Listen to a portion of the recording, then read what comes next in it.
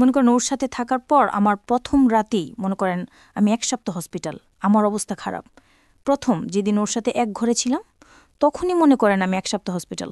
তখন ওর মা বাবা কি করলো, বললো যে আচ্ছা ওই বাসায় থাকা লাগবে না, তোরা তোর বোনের বাসায় ওরে নিয়ে চলে যায়। আসসালামু আলাইকুম প্রিয় শ্রোতা, শুভ সন্ধ্যা ও শুভকামনা জানিয়ে শুরু করছি জীবন গল্প নিবেদিত অনুষ্ঠান। আমার গল্প সঙ্গে আছি আমি এম এনাইম। আপনারা দেখছেন নিঝুম ক্রিয়েটিভ স্টুডিও লিমিটেডের সামাজিক যোগাযোগ মাধ্যমের ইউটিউব ও ফেসবুকে। প্রিয় শ্রোতা, আপনি আপনার গল্প বলতে পারেন আমাদের অনুষ্ঠানে। আপনি আপনার গল্প বলতে আমাদের কল করুন স্ক্রিনে থাকা নম্বরে অথবা মেইল করুন আমাদের ঠিকানায়। প্রিয় শ্রোতা, কথা বাড়াবো না, ফিরে আসছি আমার গল্পে। পরিচয় হব অতিথির সাথে। আপনার নাম? আমার নাম মিম। বয়স কত মিম? 29 চলতেছে। জন্ম জেলা কোথায়? আমার জন্ম জেলা নারায়ণগঞ্জ। নারায়ণগঞ্জ থেকে আপনি আসছেন আজকের এই স্টোরিটা বলার জন্য? জি। ওকে, আর কিছু বলতে চাচ্ছিলেন? আর আমার বাবার বাড়ি কিন্তু মুন্সিগঞ্জ, কিন্তু আমি জন্ম নিছি নারায়ণগঞ্জে, বড় হয়েছি নারায়ণগঞ্জে, ইভেন আমি এখন নারায়ণগঞ্জেই আছি। আচ্ছা, তো মিম শুরু করেন আপনি যেখান থেকে বলতে চান। খুব অল্প বয়সে যতটুকু শুনছি, এখন আম্মুর কাছে শুনি যে আমার জন্মের পর থেকেই আমার বাবাও তত একটা খুশি না, আমায় নিয়ে অনেক ঝামেলা করত। তো আমার মা কষ্টসিদ্ধ। আমার যখন 7 কি 8 এর মধ্যে আমার একটা ভাই হয়। তো এই ভাইটা আপনি প্রথম সন্তান? হ্যাঁ, আমার আগেও আমার একটা ভাই হয়েছিল, কিন্তু ওটা হয়েছেই মৃত। ওর জন্য কি করতো আপনার বাবা? আমার বাবা তখন আর কি, আমার দাদার হোটেল ছিল, ওই হোটেলেই থাকতো। আচ্ছা আর এভাবে উনি গাড়ি চালাতো। আচ্ছা আচ্ছা, ওকে। তো আমার বাবা যখন মনে করেন আমার বয়স 7 আর আমার ভাইয়ের বয়স এই ধরেন 2 কি 2.5 এরকম হবে, তখন আমার বাবা আমাদের ফালায় আর কি অন্য জায়গায় বিয়ে করে। আপনার বাবা? আমার বাবা আমার মার অজান্তেই অন্য জায়গায় বিয়ে করে। যখন আমার মা জানতে পারে আর কি, তখন জিজ্ঞেস করে তুমি কি এটা করছো? পরে আর আমার মার বিয়ের পর থেকেই মনে করেন যখন আমি হইলাম, আমার ভাই হওয়া অবধি ঠিক ছিল, যখন আমি হইলাম আচ্ছা আচ্ছা, ওকে।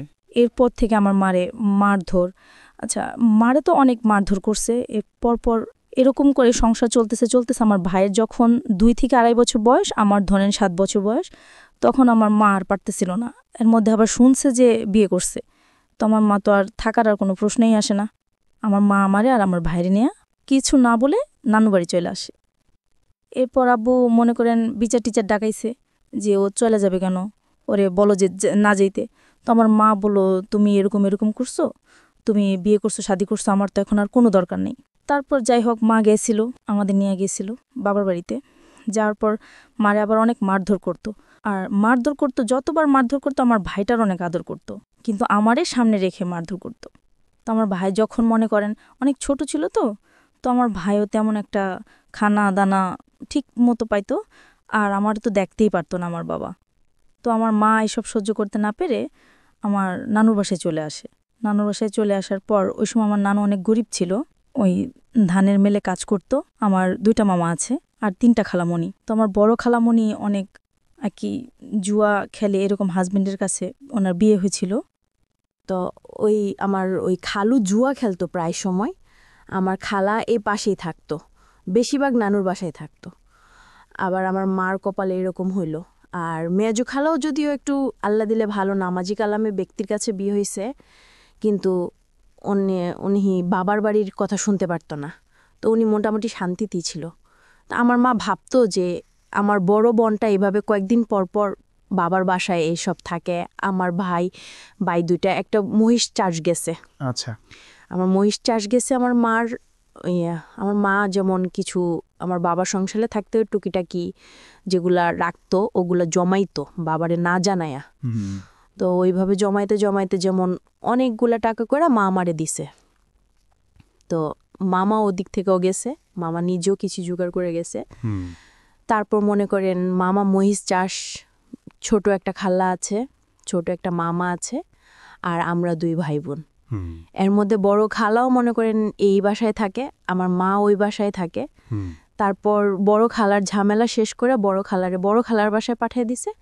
আর আমার আম্মু বলতেছে, আমার আম্মু তখন কাঁথা সেলাইতো। আচ্ছা, কাঁথা সেলাই করে সংসার করত, দর্জি কাজও জানতো, টুকটাক করত। পাশের বাড়ি একজন বুদ্ধি দিল যে তুই বাইরে চলে যা।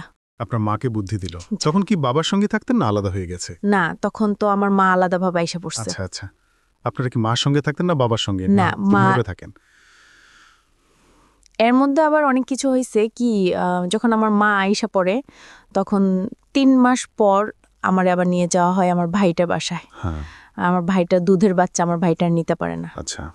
তো আমারে নিয়ে যায়, নিয়ে বলতাছে যে তুই বাবার সাথে থাকবি না মার সাথে থাকবি। আপনাকে জিজ্ঞেস করেছে? হ্যাঁ, কিন্তু কোনোদিন এতটা আদর করে নাই। আমার দাদু বাড়ির সবাই আমারে যতটা আদর তখন আমারে করছে যে তুই আমাদের সাথে থাকবি, মানে আপনাকে রাখার জন্য? মূলত। কিন্তু আমারে রাখতে পারে নাই। মানে আপনি ডিসিশন দিয়েছেন আমি মার সঙ্গে থাকবো? আমি ওদের কাছে বলছি হ্যাঁ থাকবো। যখন বলতাম যে না থাকবো না, তখন রাইগা যাইতো আর কি একরকম করতো আমার সাথে। পরে যখন বিচার বসলো তখন আমি বললাম আমি মার সাথে থাকবো। আপনি নিজে থেকেই বলেছেন? জি। তখন কি স্কুলে যেতেন? মানে ওই বয়স ছিল না, কয় বছর বয়স? তখন আমার বয়স 7 বছর। ও আচ্ছা, ক্লাস 1-2-তে পড়ার বয়স। পড়াশোনা করতেন? হ্যাঁ, তখন আমি 3-তে পড়তাম। ক্লাস 3-তে পড়তেন। তো আপনি যেটা বলছিলেন যে আপনার মাকে বুদ্ধি দিল যে বিদেশ চলে যাওয়ার জন্য। হ্যাঁ, তারপর ওই আমার মা কি করলো, আমার মা মামারে জানাইলো যে আমি তো বাহিরে যাবো, কিছু করতে পারবি কিনা। মামা ডাইরেক্ট বলল না। মা বলল আমার কিছু টাকা পয়সা লাগতো, এখন তোরা না কয়ে দেস তাহলে আমি কার কাছে যাবো, তোগো যে সময় প্রয়োজন ছিল আমি কি তোগো হেল্প করছি না আমার সংসারে থাইকা, এখন তোরা কিছু কর। তোমার মামা ডাইরেক্ট না করে দিল। পরে আমার নানু বুঝাইল যে দেখ তোর মেয়েটা কই যাইব। এটা বুঝানোর পর মামাও কিছু দিল। তারপর হলো যে মা এই কাঁথা সেলাই করে দর্জি কাজ কইরা মনে করেন 7-8 মাসে কিছু জোগাড় করলো। জোগাড় করার পরে মা এইসব দিয়া ওই সেন্টার টেন্টার এদিক সেদিক যাইয়াটাই মনে করেন কিছুদিন পর মা বিদেশ চলে যায়। তখন আমি 8-এ পড়ি। আচ্ছা, আর তো আপনাকে রেখে যায় কোথায়? আমারে আমার নানির কাছে রেখা যায়। রেখে যায় নানুর কাছে? নানির কাছে আচ্ছা। ছোট মামা ছিল বাসায় আর ছোট খালা ছিল। হুম।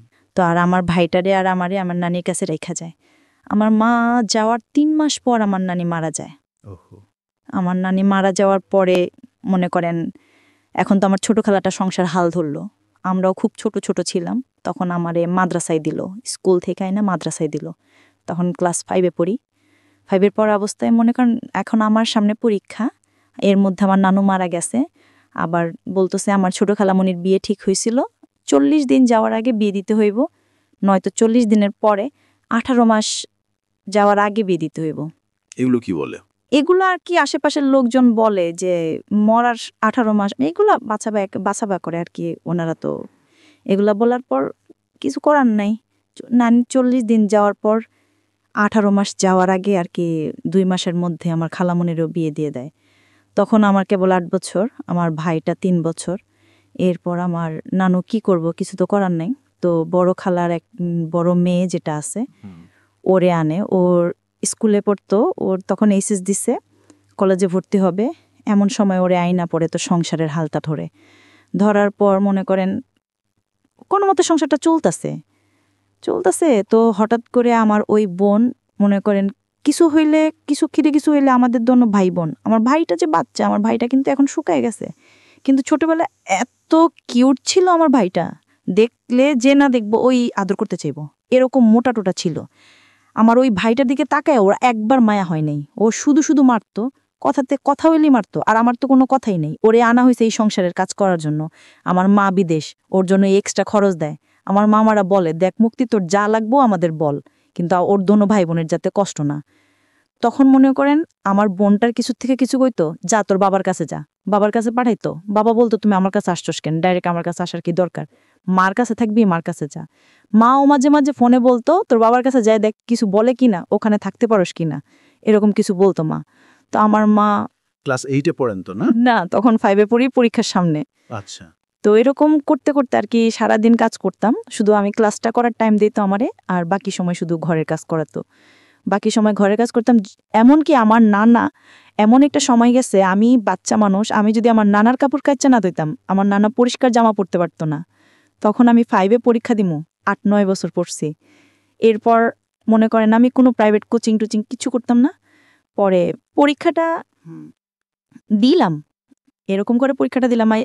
সকালে উঠে কি আমি এত তাড়াতাড়ি কি থাল বাসনগুলো ধুইতে পারমু? ও রাত্রে 11টা বাজলো, আমি ঘরের মধ্যে পানি আইনা, কলসির মধ্যে করে ঘরে পানি আইনা বোলের মধ্যে নিয়া ওই থাল বাসনগুলো ধুইয়া রাইখা যেতাম। এরকম এত অবস্থা ছিল। আশেপাশের নানুরা কি করতো, আমার কাছে আমার কথা বলতো, আর ওই আমার খালাতো বোনের কাছে আমার খালাতা বোনের কথা বলতো। আমারে বুঝাইতো, দেখ মুক্তি তোদের সাথে এরকম করে, মুক্তির ধালো না, এটা ওইটা, এরকমভাবে চলবে ওরকমভাবে চলবে। আর মুক্তির আমারে বুঝাইতো যে এই দুইটা বাড়ি, এই দুইটা বাপের কাছে পাঠাস না, কেন রাখছস কেন তোদের কাছে, এরকম করে আর কি হাল দিয়ে মারতো। তো বাসার মধ্যে আমার প্রায় 14টা না আসতো, মিল্লা 14টা নানি, একজন এক এক কথা বলতো। তো ওই সময় বাচ্চা মানুষ ছিলাম, তো মনটাও প্রায় নষ্ট হয়ে গেছে গা। পরীক্ষাটা দিলাম, ইনশাল্লাহ ওর বোন একটা, আমার খালাতো বোন আর একটা মুক্তির ছোট, আমার সাথে পরীক্ষা দিছে, ওর থেকে ভালো ভালো নম্বর পেয়েছে। কিন্তু দুর্ভাগ্যবশত আমার শেষ পরীক্ষা, ইসলাম ধর্ম পরীক্ষার দিন আমার অ্যাক্সিডেন্ট হয়। ওকে। যে অটো দিয়ে গেছি, পুরো অটোটা অ্যাক্সিডেন্ট হয়, কিন্তু আমার বেশি হয়। আমার ডান হাতের আঙ্গুলটা ভাঙা যায়। ভাঙা যাওয়ার কারণে আমি সবটাতে ভালো পেলেও ওই পরীক্ষাতে আমি কিছুই পাইনি। তো বাসায় এগুলো নিয়ে অনেক কিছু হয়েছে, যে পরীক্ষায় ফেল গেছে, এটা গেছে ওটা গেছে। তো আমার মারে বলতে কি যে আমি আমার মার সাথে কথা বলতে চাই না। কিন্তু আমার মা যখন জিজ্ঞেস করতো যে আমার মেয়ের কাছে দিই, ছেলের সাথে তো কথা বললি, ও তো বাচ্চা মানুষ, ও কি বলবো। কিন্তু আমি তো বুঝি, এজন্য আমার সাথে কথা বলতে দেয় না। এরকম কইরা অনেক দিন গেল, যাওয়ার পর আমার আলিটাক মাদ্রাসায় দেওয়া হলো, মাদ্রাসা থেকে পড়মু। তো ওখান থেকে পড়তাম, কিছুদিন পড়ালেখা করলাম ওখান থেকে। তো ওখানে একটা ছেলে দেখতাম কি মাদ্রাসা বিল্ডিংয়ের কাজ করতো। তো আমার ব্যাপারটা উনি কিছু কিছু হয়তো কারো কাছ থেকে জানছে যে আমার মা বিদেশ, এরকম ওরকম। আগে আমার অনেক জিজ্ঞেস করতো। আর এখন আমি এরকম দেখতেছেন, তখন কিন্তু আমার 12 বছর বয়স, তখন আমি পুরো একটা, ধরতে গেলে আমার ভুটকি ছাড়া কেউ কথা কইতা না, এরকম আমি একটা মেয়ে ছিলাম, একটা হাতির ভাগত ছিলাম। ধরতে গেলে আমার হাতি বলতো সবাই, এরকম ছিলাম। টমেটো বলতো, অনেক সুন্দর ছিলাম। পরে ও বলতেছে কারো কাছ থেকে এগুলা শুনছে, আমার ফ্যামিলির ব্যাপারে শুনছে। শোনার পর আমার একদিন বলতেছে, মাদ্রাসা থেকে বের হওয়ার পর 1 সপ্তাহ পর ছুটি নিয়ে বাসায় আসমু। বলতেছে যে আমি তো তোমার ফ্যামিলির ব্যাপারে সবই জানি। কে বলছে এটা? ওই ছেলেটা। ছেলের সঙ্গে আপনার কথা হইতো? কথা হইতো না, কিন্তু কিছু ডাকছে। আচ্ছা, কি নাম ছিল ছেলেটার? ফারুক। ফারুক। হ্যাঁ। ওই মিস্ত্রি কাজ করতো? হ্যাঁ, রাজমিস্ত্রি।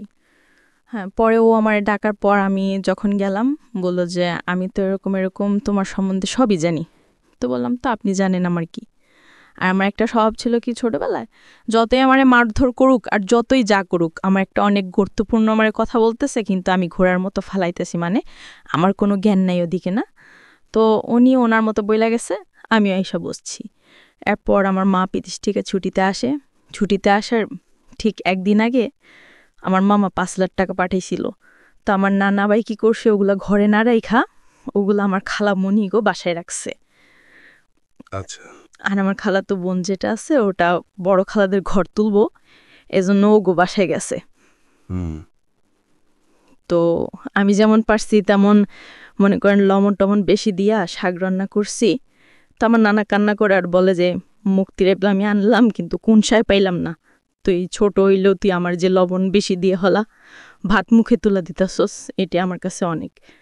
এগুলা বুলা বইলা নানা কান্না টান্না করে ওই লবণওয়ালা শাক দিয়ে ভাত খেয়ে উঠে গেছে। তো নানাও বাজারে গেছে, বোনও ওনার বাসায় গেছে, বাড়িতে আমি একা। তো একটা ব্লেন্ডার দিয়ে আমি আমার মেজো খালাগো বাসায়, যেটা বর্তমানে সুখে আছে আমার মা খালাদেব সবার কাছ থেকে বেশি, আমার ভাইটারে বলি যে এটা নিয়ে খালামণিরাকে বাসায় দিয়ে। তো আমার ভাইটা ওখানে গেছে। ভাইটা যাওয়ার পর আমার সাথে এরকম একটা বৃষ্টি ঘটনা ঘটছে, আমি ভাবতে পারিনি। হালকা শীত হালকা গরম। তো আমি ল্যাপ নিয়ে শুয়ে আছি। এর মধ্যে 2টা লোক, বোরখা পরা, মানে করেন বোর জুতা পরা, চশমা পরা, আর কি চেনার কোনো ক্ষমতা নাই, বলতেছে যে আইসাই চুলে ধরছে। চুলে ধরা মাত্র যখন আমি চিৎকার দিব, তখন মনে করেন টিভির সাউন্ড পুরো 100। আর আমার এক নানা, পাশের ঘরের নানা, উনি ফুল সাউন্ডে বক্স বাজাইতেছে। আর আমাদের বাড়ির সবাই মনে করেন দাওয়াত খাইতে গেছে। তো এমন সময় আসছে, ওই 5,000 টাকা করার জন্য এখন আমারই জিজ্ঞেস করতেছে চাবি কই। তা আমি বাচ্চা মানুষ, আমি কি কম, আমার শুধু এতটুকুই কথা যে আপনারা কি মুখ দেখান, আপনারা কি। তখন আমি হাত দিয়ে অনেক কালাবালি করলাম যে আমি মুখটা দেখবো, কিন্তু ওনারা কি করলো, বললো যে হাতটা বেশি নাচে, তুই তো এমনি নাচুনি। পাশের একজন বলতেছি, গলা ডাবায় কথা গো, বুঝা নিব তো। এরকম বলার পর আমি বলতেছি, তোমরা কি নিশ্চয়ই আমার চেনা কেউ। আপনার মুখ আমি দেখব। বললো তোর হাত দুইটা বেশি নাচতেছে, হাত দুইটা বাইধা নিল। পরে পা দিয়ে যখন আমি লাথি মারলাম, আমার মনে করেন থাপড়াইতে থাপড়াইতে পুরা লাল বনে লেইছে। পরে আমার টাইনা নিচে নামায়া পিছন দিকে এইভাবে হাত দিয়ে খাটের পায়ের সাথে আমার বাঁধছে। এখন পা দিয়া লাইটাছে, বলে যে পাটা বেশি না রে, পাটা বাসে, বেশি রকম চিল্লাইতেছে। আর বাড়িতে তো কেউ নাই, সুযোগ আরও ভালো পাইছে। আমার মুখটাও বাঁধছে। বাঁধার পর মনে করেন কিছুদিন আগে নানা নতুন ফ্রিজ কিনছে, ফ্রিজটার মধ্যে একটা ধাম করে লাথি মেরে বলল কি যে সুখ বেশি হয়ে গেছে, ফ্রিজও আনছে ঘরে, এটা বইলা ড্রয়ার পা ভাঙছে। কিছু পাই নেই, না পাওয়ার ফলে আমার 2-3টা লাথি মাইরা আমার পায়ে নুপুর ছিল, ওই নুপুরগুলা নেয় নেই, কিন্তু কানে যে ধুলগুলা ছিল ওগুলা নিয়ে গেছে। কিছুদিন আগে আমার মা পাঠাইছে। তো এরকম করে নিয়ে যাওয়ার পর আমার মা আসার একদিন আগের ঘটনা এটা। পরে মনে করেন ওনারা চলে যাওয়ার পর অনেক কান্দা। ওনারও দরজা দিয়ে বের হয়েছে, পিছনের দরজা দিয়ে বের হয়েছে, সামনের দরজা দিয়ে আমার এক আত্মীয় আমার দেখা চিৎকার দিয়ে আমার খুলছে। তো পুরা গ্রাম একটা হস্তনস্ত বিষয় হয়ে গেছে। পরে আমার মা আসলো, মা আসার পর মা একদিন পর আসলো, আমি অসুস্থ, আমার মারতে মারতে প্রায় অসুস্থ বানাই ফেলছে একেবারে। মা আসার পর এখন প্রশ্ন দাঁড়াইছে একটা, আমার কানে দুলগুলা নিল কিন্তু নুপুরগুলা নিল না কেন? এটা সবই আমার একটা নাটক। আচ্ছা, মা বলতেছে আপনার এটা সম্পূর্ণ নাটক না মা। তাহলে মার কাছে বাড়ি সবাই বলতেছে, ও আমার খালাতো বোন বলতেছে যে ওর এটা সম্পূর্ণ নাটক। আমি আমার বাসায় গেছি, এ কারণে ও নাটকটা করছে। ওর বাসায় গেছে ওদের ঘর তুলবে, এজন্য আমি কেন নাটক করতে যাব? এরপর মনে করতেছেন, তাইলে আমি বললাম যে আচ্ছা আমি যদি নাটকই করি, আমি আমার মুখ বাঁধতে পারবো, আমার পা বাঁধতে পারবো, কিন্তু আমার হাতটা বাঁধবো গ্রামে, হাতটা যে পিছনে নিয়ে এভাবে বাঁধছে ওটা তো আমার দ্বারা সম্ভব না। পার বলতেছে তোর ভাইরে দিয়া করাইছস। তো আমার ভাই তো না না আমি এই কাজ করিনি, আমি কেন করবো, আমি তো খালামণিগো বাসায় ছিলাম। এখন আমার মা আসছে, আমার মার সামনে তো আমারে মারতেও পারে না, কিছু করতে পারে না, খালি চোখ রাঙায়। তো মা কিছুটা অনেকটা মা বুঝতে পারলো, কিছুটা অন্তত বুঝতে পারছে। মা বলল যে মুখটি কি হয়েছে, তুই এরকম করতেছস কেন? কয় না কিছু হয়নি। পরে বলল যে খালামণি আমার জন্য আনছো কি, তোমারে তো আমি কেনে আনতে বলছি। তো আমার মা তেমন কিছু আনতে পারে নাই, ওই মুক্তি আপার আম্মু যেটা আমার বড় খালামণি, ওনার ওই মাথায় পানি জমছে। তো ওখানে আমার মা 40,000 টাকা দিয়ে দিছে। এরকম করতে করতে ও আমার খালাতো বোনের চেনটা দিয়া দিল, তাও তো ওনার মন বলল না। এরপর মনে করেন আমার মামা বিদেশ থেকে আসলো। মামা বিদেশ থেকে আসার পর বিয়ে করানোর জন্য আমার মা আর কি অনেক কিছু করলো, যে ভাই বিদেশ থেকে আসছে, ভাইরে বিদেশ আর পাঠামো না, বিয়ে করা দিমু। তো মামা বলতেছে আমি বিয়ের পর বিদেশ যামু। পর বলতেছে আচ্ছা ঠিক আছে তুই বিয়ে কর। তো আমার নানুদের পছন্দে আমার মামারে বিয়েটা করানো হয়। বিয়ের 4 দিন পর, ঠিক 4 দিন পর আমার মামা আমার জন্য যে চেন আনছে, মোবাইল আনছে, মোবাইলটা তো আমার হাতে দেয় নাই, বলছে এটা তোর জন্য আনছি। ওই চেনটা আমার কাছে চাইলো যে মামা তো চেনটা দে তো। বিয়ের 5 দিনের দিন আমার মামা ঈশা এরকম করে চেনটা দেখা, যে দেখ এই দেখো তোমার মামা আমারে কয়টা চেন দিছে। তো এটা বলার পর আমি অনেক কষ্ট পাইছি, মারে কিছু বলি নেই। তো মা লক্ষ্য করছে, আর বিয়ের 5 দিন হয়েছে মাত্র, কিন্তু আমার মামা করতো কি, আমার মার নামে যেটা হয়েছে ওটাও আমার মামার কাছে বলতো, যেটা না হয়েছে ওটাও আমার মামার কাছে বলতো। তো বিয়ের 1 সপ্তাহ হয়েছে, 7 দিন, 7 দিনের দিন আমার মা বলো যে তুই তো চইলা যাবি। তো আমি যে তোরে, আমার মা বাহিরে থাকা অবস্থায় আমার মামারে 12 লাখ টাকা দিছিল। ওই আমার মামা আর কি আফ্রিকা যাওয়ার পথে মনে করেন দালালেরা বিক্রি করে দিছে। তো ওগুলার টাকাগুলা দেওয়ার পর আমার মা বলতেছে যে ওগুলার কি করবি? তো এগুলা নিয়ে ওনাদের ভাই বোনদের মধ্যে কি কথা কাটাকাটি হয়েছে আমি জানি না, আমার মারে অনেক মারলো। তখন সন্দেহে মারতে মারতে আমার মার ভিতরে শুধু সেমিস্টার ছিল। আপনার ভাই মানে আপনার মামা? আমার মামা, আমার মার ছোট। ঠিক আছে। তখন যখন আমার মার এই অবস্থা করছে, বাহিরে কিন্তু অনেক লোক চিনে, আমার চেনা অনেক লোক, আমি যখন আমার উন্নাটা আমার মার গায়ে দিই তখন আমার মামা আমার দিকেও আকর্ষণ করে, হাত বাড়ায়। তখন আমার মা বলে যে দেখ তুই আমারে যা যা করছস, আমার মেয়েটারে কিছু করিস না। এটা বলার পর আমার মামা একটা ইস্যু ধরল কি যে তোর মেয়ে তো ছেলেদের সাথে লাইন করে। তখন আমি বুঝতাম না কোনটা লাইন করা বলে আর কোনটা ফাইন করা বলে, এত কিছু বুঝতাম না, ছেলেদের বিষয়টা তখন আমার মাথায় ছিলই না। ওই কার্তিকা শুনছে যে ওই দিকের ফারুক কাইডির সাথে আমি কথা বলি, এতটুকুই। এরকম করে বলার পর আমার মা রাগের মাথায় হয়তো তোরে যখন কেউ ফালাইব না তো তুই দেখায় দিস, আপনাকে বলল? এই কথাটা আমার মা বলছিল। কিন্তু এখন আমার মা বলতেছে যে আমি এরকম কিছু বলিনি। যাই হোক, আপনাকে এটা বলার পর আপনি কি বললেন?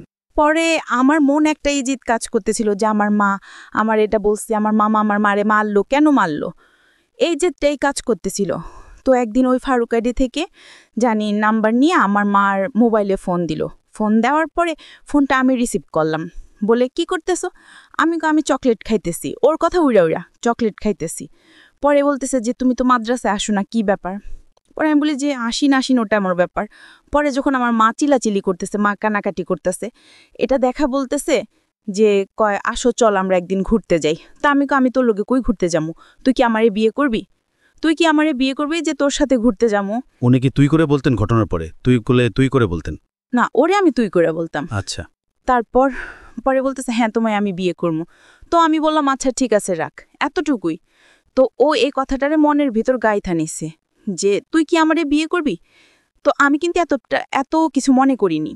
এর পরের দিন 14ই ফেব্রুয়ারি, ঠিক আছে, ওই দিনেরা 14ই ফেব্রুয়ারির দিন মাদ্রাসায় তেমন কোনো অনুষ্ঠান ছিল না, কিন্তু আর কি বান্ধবীরা একরকম জামা পয়রা, তারপর হলো যে সব একরকম ড্রেস পয়রা কিছু একটা আর কি খাবার দাবারের আয়োজন করব এরকম। তো 14ই ফেব্রুয়ারির দিন আমি বাসা থেকে বের হই। মনে করেন মোটামুটি আমার হাতে আংটি ছিল, ব্রেসলেট ছিল, পায়ের নুপুর, পায়ের আংটি, গলায় চেন, দুল এসব ছিল স্বর্ণের। তো এগুলা পোড়াডোরা বের হইছি। তো আমার মার, আমি একটা মেয়ে, আমার মার তো অনেক আওয়াজ আছে না। তো আমি অনুষ্ঠানে যাইতেছি, আমার মা নিজের হাতে আমারে সাজাই দিছে। তো যাওয়ার সময় আমি আমার মার কাছে টাকা চাই। আমার মা বলে যে টাকা নেই। আমার মার আবার মামা মারার পর দাঁত ব্যথা হয়ে গেছিল। বলতেছে 500 টাকা আছে, এ টাকাটা নিয়ে আমি যামু, ডাক্তারের কাছে যামু। তা আমি বললাম আমি এটা নিয়ে যামু। মা বলতেছে না, এটা বলে মাঠে গেছে। তো মাঠে যাওয়ার পর আমি ওই টাকাটা নিয়ে মাদ্রাসায় যাই। মাদ্রাসায় যাওয়ার পথে ওই ফারুক বলতেছে কি হলো তোমার গালটাল এরকম লাল কান? পরে বলতেছে গালটা লাল কেন? এর আগের দিন আবার মার সাথে ঝগড়া লেগে আমার খালামুনি আমার 2-3টা থাপ্পড় দিছিল। কোন ক্লাসে পড়তেন তখন আপনি? তখন আমি 6-এ। এত অল্প বয়সে 6-এ? মনে করেন 7-এ প্রায় উঠবো। তখন ও কি করলো, ওই ফেব্রুয়ারির দিকে ও বলল যে চল কই তোমার ডাক্তারের কাছে নিয়েও যাবো। তো বললাম ডাক্তারের কাছে যাবো। তখন ওই সময় আবার আমার মামা, মনে করেন তখন আমার মা দেশে ছিল কিন্তু বাহিরে যাওয়ার উদ্দেশ্যে। তো আমার মা বলতেছে যে আমি তো চলে যাবো, তুই তাড়াতাড়ি চলে আসিস। তো বলতেছে যে চলো। তো আমি বললাম যে কই যাবো? কই ডাক্তার গেছে। তো আমার একটা অভ্যাস ছিল কি, ছোট থেকে আপনি আর আমি চিনি না, জানি না, আপনি যদি বলেন যে হ্যাঁ ঘুরতে যাবো, ঠিক আছে আমি ঘুরতে যাবো, আপনি যেই হন ঘুরতে তো নিয়ে যাইবেন। পরে মনে করেন এরকম করতে করতে ও 2-3 বার বলার পর ও 14ই ফেব্রুয়ারির দিনই ও আমারে বলল যে তুমি আসো। তো আসতে বলল। এরপর আমার কিচ্ছু মনে নেই। ও নাকি ও আমারে নিয়ে যাওয়ার পর আর কি বলছে যে আমারে ডাক্তারের কথা বইলা ও নিছে, কিভাবে নিছে, কোত্থেকে নিছে এটাও আমার মনে নেই। ও আমাদের যখন আমি গাড়িতে, তখন আমি ওরে বলতেছি যে কি রে তুই আমারে কই আনছস, আমি এখানে কেন?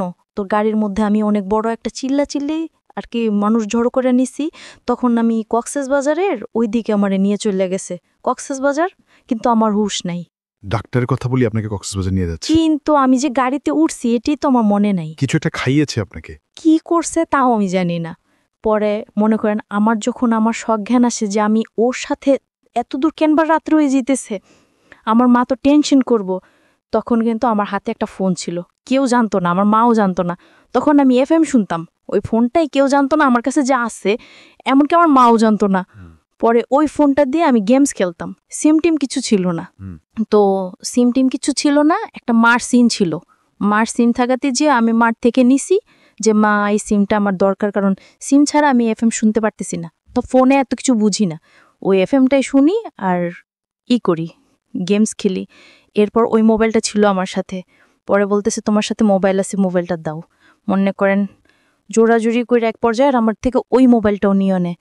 পরে আমি যখন চিল্লাচিল্লি করে মানুষ জড়ো করি, তখন ওর বাসায় ফোন দিয়া কিভাবে কি ম্যানেজ করলো জানি না, ওর বাসার লোক বলল যে আমি ওর খালামুনির মেয়ে, রাগ করে চলে আসছি, ঢাকা আমার নানু বাড়ি, রাগ করে চলে আসছি।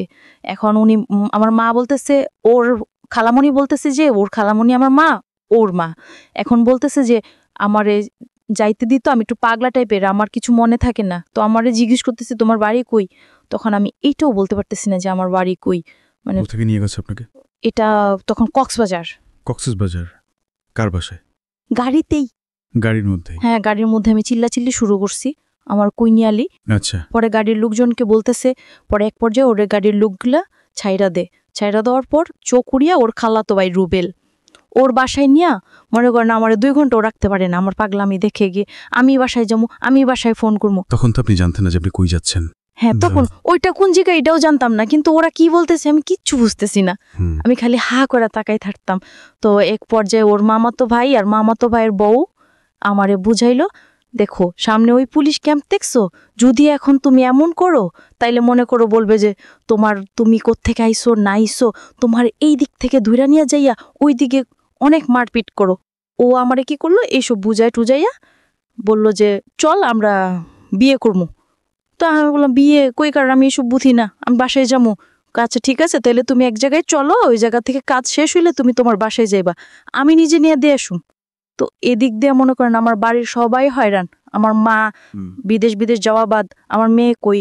এদিক দিয়ে মনে করেন আমার নানার ছোট ভাইয়ের ছেলে যারা আছে ওরা অনেক প্রভাবশালী, এলাকার মেম্বার চেয়ারম্যান, ওরাও মনে করেন কেস টিস কইরা মনে করেন একরকম অনেক কিছুই করছে আমার জন্য। পরে ওরে বলতেছে আমি বাসায় যাবো, এর মধ্যে আমার কিছুতেই বাসায় যেতে দিব না। পড়ে নিল কাজী অফিসে। তো আমি বুঝতে পারি না যেটা কাজী অফিস।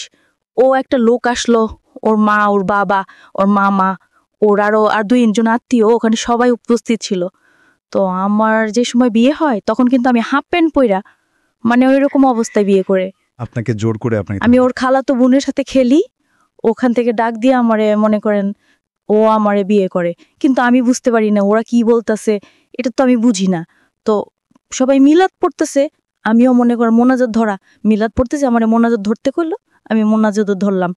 আলহামদুলিল্লাহ বলতে বললো, আমি আলহামদুলিল্লাহ বললাম। কবুল কিছু না, শুধু আলহামদুলিল্লাহ। এরপর সবাই মিষ্টি খাইতেছে, আমিও চাইয়া মিষ্টি নিলাম, খাইলাম, কিন্তু এই যে আমার বিয়ের মিষ্টি আমি জানি না। তো এর পরের দিন মনে করেন ওরে আর আমার এক রুমে থাকতে দেয়, ওর খালাতো ভাইয়ের বউ, ওর মাও আমারে বুঝায়। তখন আমি বললাম মানে কি, আমি তো থাকবো না। এরপর আমার অনেক কান্নাকাটির পর আমি আমার বাসায় যাবো, আর কিছু যাইনি না। এতটুকু পুরা একটা বিশৃঙ্খলা লাইছে, পুরা পাগল বানা লাইছি। পরে বলল যে ও তো তোমার বিয়ে করার স্বামী, এখন যদি তুমি এরকম করো তাইলে তো তোমারে পুলিশে দেওয়া হইব, তুমি স্বইচ্ছায় বিয়ে করছো, এখন তুমি এরকম করতেছো। তো আমি বললাম আচ্ছা, আমি যতটুকু জানি বিয়ে করতে আমার বাবার নাম লাগবো, মার নাম লাগবো, এগুলা কোথায় পাইলি? আমরা এতবার বিয়ে করছোস, কিন্তু এগুলা কোথায় পাইলি? পরে দেখলাম কি একটা মানে বুয়া, তখন আমার বয়স কেবল 12, অথচ আমার বয়স দিছে 22-এর উপরে। একটা জন্ম নিবন্ধনের কার্ড বানাইছে, গ্রামের নাম উজিমোনা, আমার গ্রামের নাম কুলকেচর, কিন্তু ওইখানে কুলকেচর আলিফ টেক এরকম করে আর কি অনেক ভুল একটা জন্ম নিবন্ধনের কাগজ বানায় কাবিন কইরা 3 লাখ টাকা কাবিনে আমারে বিয়ে করছে। 3 লাখ টাকা কাবিনী? 3 লাখ টাকা উসুল, 3 লাখ টাকা বোকা, এরকম ভাবে আমার বিয়ে করছে।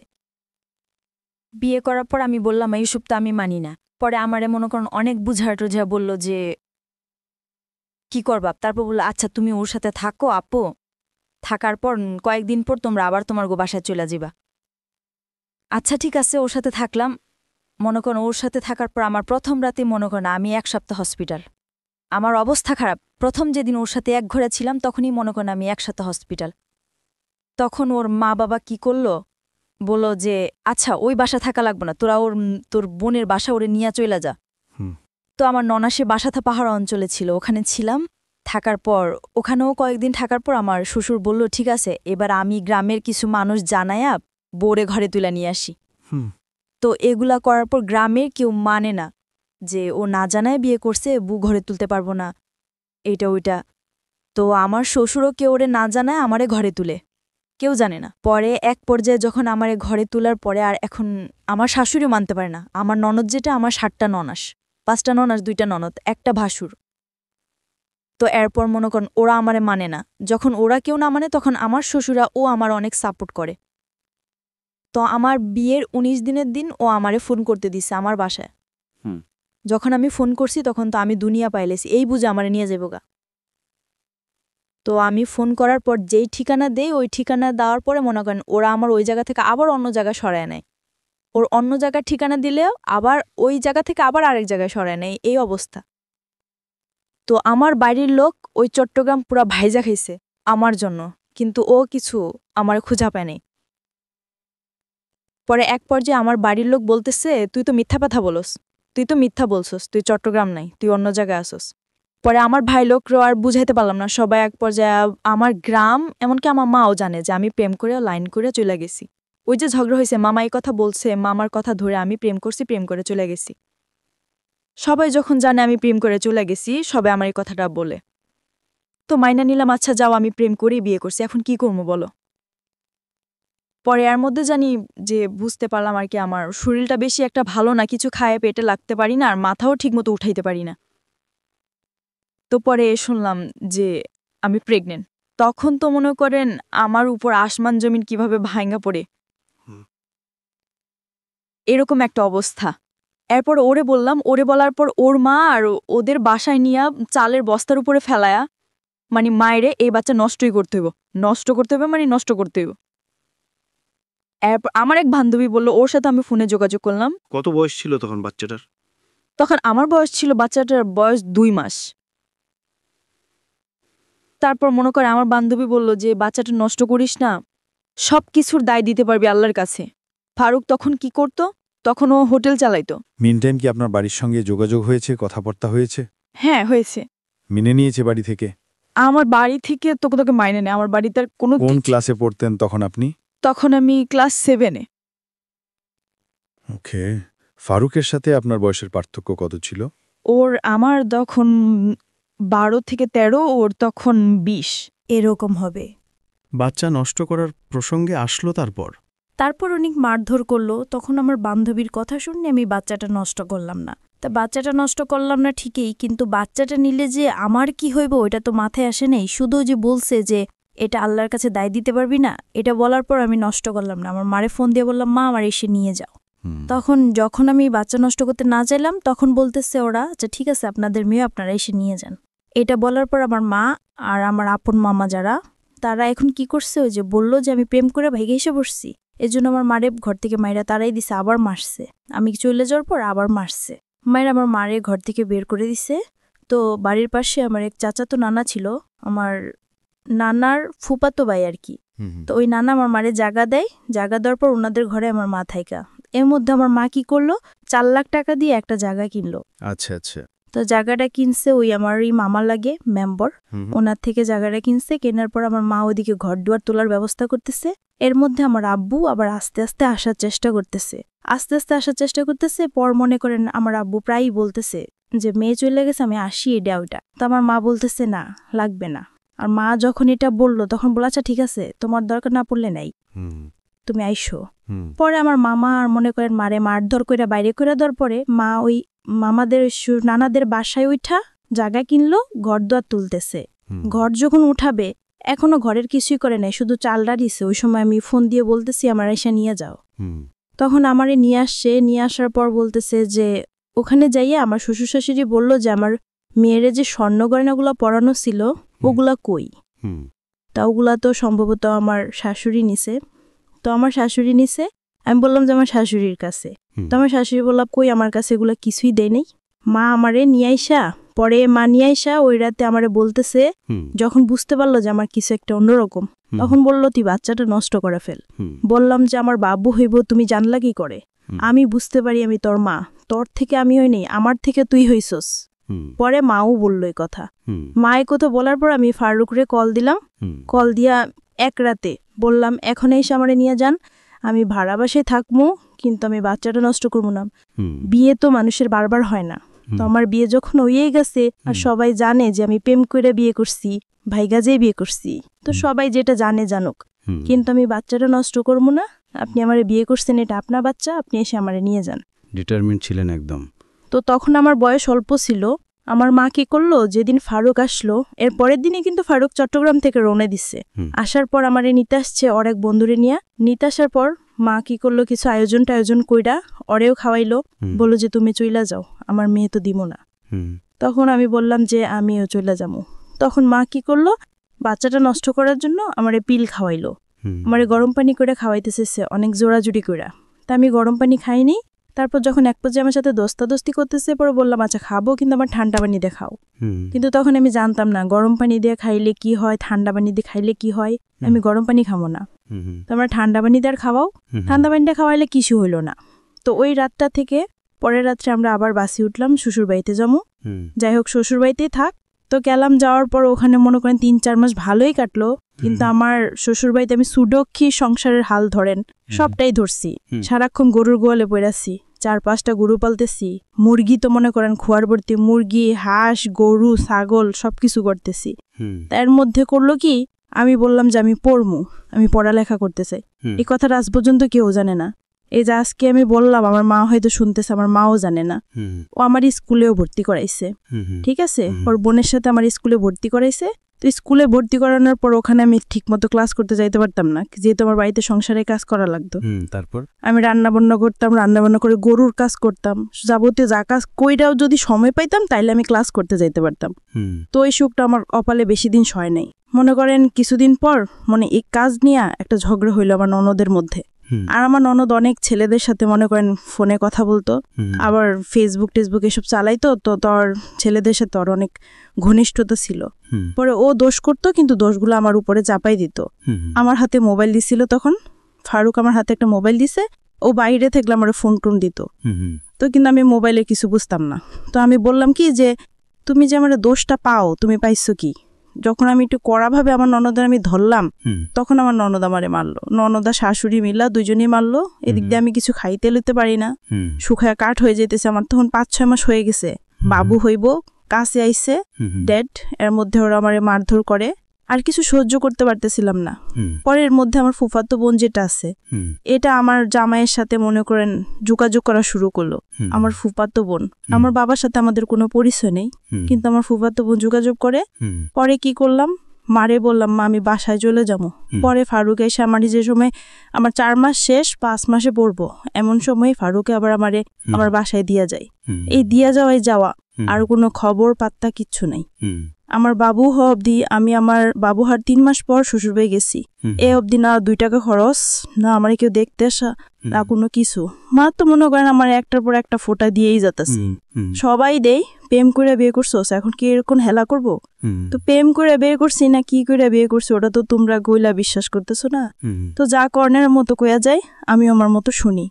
তো ফারুকরে বললাম যে এবার কি করবা, আমারে তো তোমরা কেউ দেখতাছো না, আমি কি করবো? বললাম আমি কি জবাব দিব? তো এক পর্যায়ে ও বললো যে তোমার কিছু জবাব দেওয়া লাগবো না বাবু, আমি আসবো।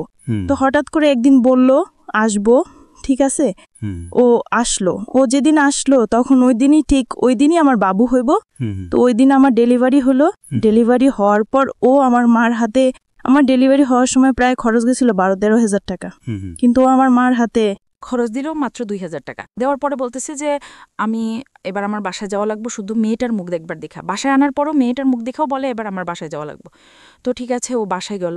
বাসায় যাওয়ার পর আমারে বলতেছে যে মিষ্টির জন্য টাকা পাঠাও, বাবু হয়েছে মিষ্টির জন্য টাকা পাঠাও।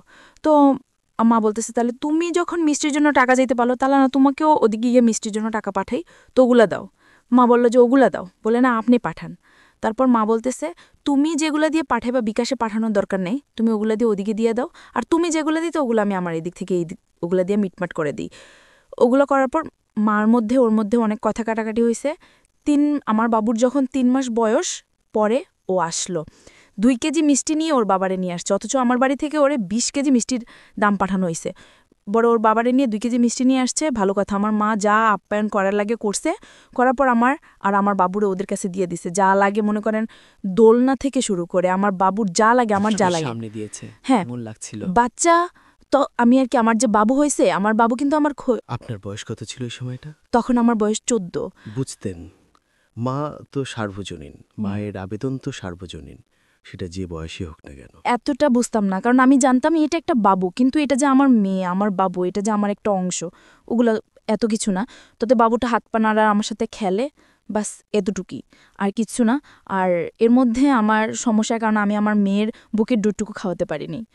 তো আমিও হেসালা খেলাটা খেলতে যখন 3 মাস ছিলাম, তখন তো আমার মেয়ে কিনা জন্মের পর থেকে ওরে যে হসপিটাল থেকে বাসায় নিয়ে আসছে, বাসায় নিয়ে আসার পর থেকেই তো ওরও কোনো খোঁজ নেই, আমারও কোনো খোঁজ নেই।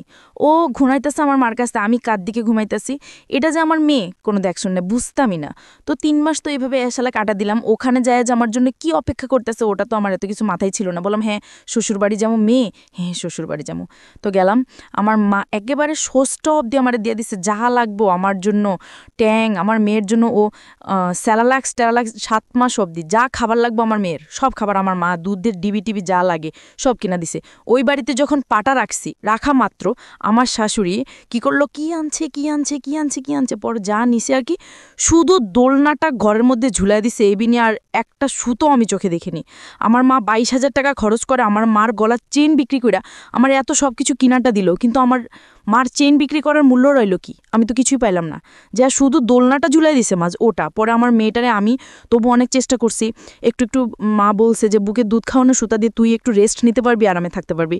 তো যখন আমি বলতাম যে আমার বাবুরি দুধ খাওয়াইতে হবে, তখন বলতো না দুধ খাওয়াতে পারবো না। ওনারাও ওসব তখন আমার মেয়ে কী খাইতো, ল্যাক্টোজেন 3 খাইতো এরকম আর কি, ওসব দুধের ডিবি নিয়ে ওনাদের কাছে, তো ওগুলা কবজাইয়া আমার মেয়ের কি ও যে সাবুদানা আছে না, সাবুদানা ভিজা রাখতাম পানি দিয়া, পরের দিন সকালবেলা ওঠা ওগুলা জাল দিয়ে সারাদিন খাওয়াইতাম, আর আমি সারাদিন থাকতাম মাঠে। তো আমি বললাম যে আমি শুনছি 5-6 মাসই বাচ্চা গোদ আলাদা আলাদা ফলের রস খাওয়ায়, দুধ খাওয়ায়, এটা খাওয়ায়, ওটা খাওয়ায়, ডিম খাওয়ায়, নুডলস খাওয়ায়, কিন্তু আমার মেয়ের তো ভাত খাওয়াইতেছে। তো আমার মেয়েও মাশাআল্লাহ শিখে গেছে ভাত খাওয়া। তো আমি ওর বাবারে জানাইলাম যে এইভাবে কি চলে, আমি সারাদিন মাঠে থাকি বাড়ির বউ হইয়া, আর আমার মেয়েটা এইভাবে থাকে, আমি তো এভাবে পারতেছি না। তো আমি আমার বাসায় জানাইলাম, বাসায় জানানোর পর আমার মা, এর মধ্যে আমার মা বাহিরে চলে যায়, আমার শ্বশুরবাড়ি দেওয়ার পর মা বাহিরে চলে যায়। মা বাহিরে চলে যাওয়ার পরে আমার ভাইটারে ওই আমার নানার কাছে দিছে, মাদ্রাসায় পড়ে, সারাদিন মাদ্রাসায় থাকে, রাত্র হলে আমার নানার কাছে আসে। তো মারে বললাম মা আমি তো এইভাবে থাকতে পারতেছি না, তুমি কিছু একটা করো। তো মা বাহিরে যাওয়ার পর, সৌদি আরব যাওয়ার পর মা ধার করে আমারে 95,000 টাকা দেয়, মূলত 80,000 টাকা দেয়। আমার নানা নিয়ে দিয়ে আসছিল, 80,000 টাকা দেওয়ার পর ওই টাকাটা আমার শ্বশুরের হাতে দিলাম যে আমারে ঘর তোলা দেন, আমি এভাবে এক ঘরে থাকতে পারতেছি না, আমার সংসার নিয়ে আমি অন্যদিকে চলে যাব, আমার ঘর তোলা দেন। তো আমার শ্বশুর কী করলো, ওই 8,000 টাকা নিয়ে দূরে, অনেক দূরে, আমার শাশুড়ি বাড়ি থেকে একটু দূরে, একবারই পরে আর কি আমার একটা জায়গা দিল। ওই জায়গার মধ্যে ঘরের খামটাম গাঁথনো, মাটিটাটি বইল, এগুলো করার পর এর মধ্যে আমার শাশুড়ি আমার দিয়ে কিস্তি থেকে অনেক টাকা ওঠায়, এক জায়গা থেকে 1 লাখ, আরেক জায়গা থেকে 20,000, আরেক জায়গা থেকে 300, এরকম করে উঠাইতে থাকে। তো তখন আমি কিস্তির বিষয়টাও বুঝলাম না, আমারে নিয়ে যাইতো, আমারে মনে করেন গাড়ি করে নিয়ে যাইতো, ওইটা কয়তো সাইন টাইন দিতাম, পরে আবার আসার সময় আমারে কিছু খাওয়াইতো। তো এটা আমার কাছে একরকম আনন্দের ব্যাপার ছিল, বাড়ি থেকে বের হইতে পারি না, গাড়ি দিয়ে ঘুরতে যাই, কিন্তু আমারে দিয়ে যে কিস্তি নিতেছে, কিস্তি নিলে যে কি হইব ওটা আমার মাথায় নেই। পরে যখন আমার ঘর তুললাম, ঘর তোলার পর আমার মা ঘরের মধ্যে যা লাগে, মার থেকে টাকায় না, যা লাগে, একটা শুজ পর্যন্ত, একটা চামচ পর্যন্ত আমার শাশুড়ি আমার দেয় নাই, আমি সব কিছু কিনে নেওয়ার পরে পুরা একটা 10 বছর সংসার করলে জানা হয়, আমি সব গুছানোর মতো একটা সংসার করি, তখন আমার কাছে ভালোই লাগতেছিল। তখন আস্তে আস্তে বুঝতেছি যে এটা আমার সংসার, আমার বিয়ে হয়েছে, আমার একটা বাচ্চা হয়েছে। এর মধ্যে আমার ফুফাতো বোন যেটা আছে, ও ফেসবুকে ফেক আইডি খোলা, ছেলেদের নামে আইডি খোলা, আমার হাজবেন্ডে জানালো কি যে আমি তো মিমরে ভালোবাসি, ওর সাথে আমার রিলেশন ছিল, এখন আমরা পালায় যাবো। তো ফারুক তো আমিরে বলে পাগল ছিল, এটা যখন বললো আমার ফুফাতো বোন, তখনও তো পুরা রাগ আমার উপর, কিন্তু আমারে বলে না। এরপরে কি করলো, ও আমি যখন জিজ্ঞেস করলাম, এরপরে বলে যে দেখ কি বলে এগুলা। তো তখন আমি আর কি, ও যে টুকটা করলে বাংলায় যে ইংলিশগুলো লিখে না, ও আমি ফটো বলে দিতাম, ও যে চ্যাটিং করে না এগুলো আমি ফটো বলে দিতাম, তুমি এটা লিখতেছো, এটা লিখতেছো, কিন্তু আমি মোবাইল সম্বন্ধে কিছু বুঝতাম না, মেসেঞ্জারে চ্যাট করতো। আমি বলতাম, তো আমার বলতো তুই তো সবই পারস, দেখা যায় আই করে বুঝাই, এই যে মেসেঞ্জারে এই লোকটা তোর এই যে এরকমভাবে বলতেছে, তোর সাথে আগে রিলেশন ছিল, এখন তোরা পালায় যাবে, তোর সাথে যোগাযোগ তোর হাতের মোবাইলটা আমারে দিয়ে লাগবে, আর কারোর লোকে যোগাযোগ রাখতে পারবি না। আচ্ছা হাতের মোবাইল নিয়ে নাও, মায়ে যদি ফোন দেয় ইমতি তো দিবা, আমার মা বিদেশকে একটু ফোন দিবা, আমি তোমার লোকে একটু, আমার মার লোকে একটু কথা কমু, আর তো কিছু না। তো মোবাইল আমি দিয়ে দিছি। এরপর ওই ফেক আইডি দিয়ে আমার ফুফাতো বোন কথা বলতে বলতে আগ পর্যায়ে আমি বলি, আচ্ছা ফোন দিতে বলো ওরে। তোমার ফুফাতো বোন কারে ম্যানেজ করছে জানি না, একটা ছেলে দিয়ে ফোন করাইছে ওই মুহূর্তে। ফোন করানোর পর আমার ফুফাতো বোন যাই অশান্তি লাগাইছে, লাগানোর পর আমার মারধর করে আমার বাসায় দিয়ে যায়। আচ্ছা, অনেক মারধর করে আমার, মনে করেন এরকম অবস্থা করছে, আমার বাচ্চাটা ছোট ছিল, ও পাটা আছে না শিলপাটা, আমি খাটের নিচে বসে রয়েছি, ও খাটের উপর দাঁড়ায়, ও পাটা আমার মাথায় চেড়ে দিছে। আমি 7 দিন অব্দি আইসিইউতে ছিলাম। আর ও যদি মারতো তাহলে বেশিরভাগ মাথায় মারতো, আর যেই জায়গায় আমি কারোর কাছে বলতে পারবো না ওই জায়গায় মারতো, বলতো যে তুই যখন আমার হবে না, কারো জীবনে আমি তোরা যাইতে দেবো না। এরকম করে আমারে মারতো। তো এক পর্যায়ে আমি 7 দিন আইসিইউ থেকে আসার পর আমি এখনো বলি নাই যে আমি 7 দিন অবধি আইসিইউতে ছিলাম, কারণ আমার মা অনেক কষ্ট পাইব। পরে আমারে আমার বাসায় দিয়া যায়, আমার মেয়ের সহ দিয়া যাওয়ার পর আমার ভাইটারে নিয়ে আমি থাকি। এদিকে আমি বাসায় এসে দেখি আমার ভাই, ছোট ভাইয়ের আমার ভাইয়ের হাড় নিয়ে হয়েছে। হার্নিয়া হওয়ার পর আমার ভাই বয়স অনুযায়ী বিছানায় প্রস্রাব পড়ে দেয়। আমার বাবা, যে বাবার সাথে আমার মার কোনো যোগাযোগ নাই, আমার ভাইয়ের এই রোগটার জন্য প্রথমত আমার বড় খালারে টাকা দিছে 4,000 ওর চিকিৎসা করতে। বড় খালাও করেনি, মেজো খালাও ছিল। ও উনাদের বাসায় গেলে ভালো মন্দ কিছু খাওয়াই দিত আমার বাইটারে, বাস এতটুকু। ছোটো খালারে বিয়া দিছে, ছোটোলায় তেমন একটা আমাকে করে না। বড় মামার বউ আইছে, বড় মামা হয়তো বইয়ের কথায় উঠে আর বসে। নানার কাছেও টাকা দিছি, নানো চিকিৎসা করে নাই।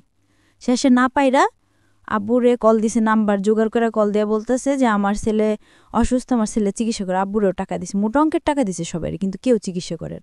আমি যখন চলে আসার পর আমার মা আমার হাতে কিন্তু টাকা দেয় নাই। ওই মাসে যা লাগবো, ওই বললাম না যে আমার একটা মামা মেম্বার ছিল, ওনার কাছে মাসে 1,000 টাকা আনতাম, মনে কর মোবাইল খরচ, তারপর হলো যাইয়া এভাবে একটু কিছু টুকটাক খাইতে মন চাইলে এইসবের জন্য। আর বাজার যা করা লাগতো বাজারে ফোন দিয়ে কয়ে দিতাম যে অমুক রশিদ মেম্বার এগুলা পাড়ে পেয়েছে, ওনারা পাড়ে। মাঝে মাঝে আমি যাই নিয়ে আসতাম। তো এর মধ্যে আমার বাড়িতে একটা উঠলো কি যে এই মেয়ে কেন এই বাড়িতে থাকবে, ও তো ভাইগা চলে গেছে। তা আমি যা করি ওই মেম্বারে জানায় করি। মেম্বারের কথা ছিল আমি উঠে বসি নাই, কিন্তু গ্রামে মানুষ আমার নামে আজে বাজে কথা বলা শুরু করলো। তো আমারও যে বললেন না, এর আগে আমার একটা রোগ হয়েছে, ও রোগটা আবার দেখা দিছে। আমার বাবু হওয়ার 1 বছর পর আবার দেখা দিল।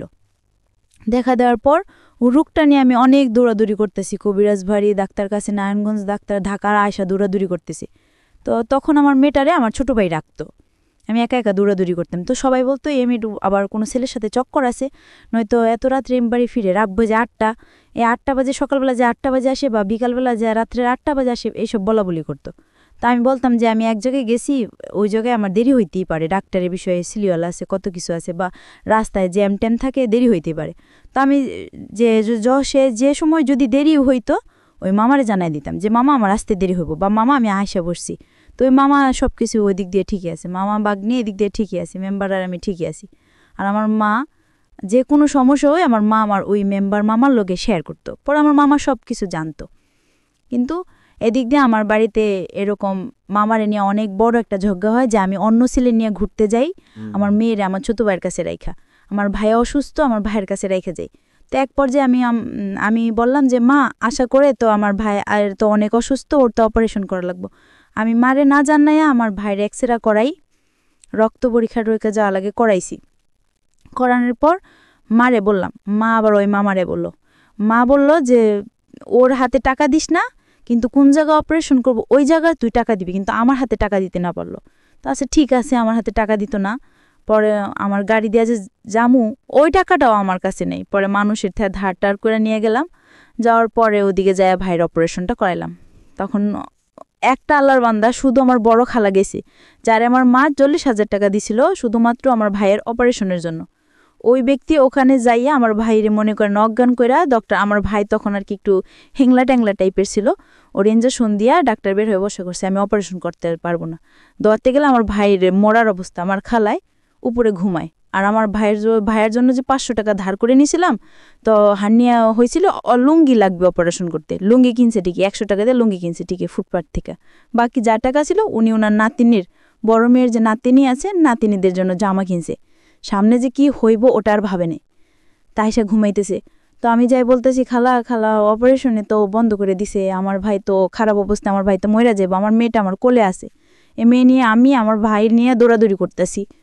তবে মনে করেন আমার খালায় তেমন একটা পাত্তা দিল না। এক পর্যায়ে যা হোক কষ্টসিদ্ধ আমার ভাইয়ের অপারেশনটা হইল।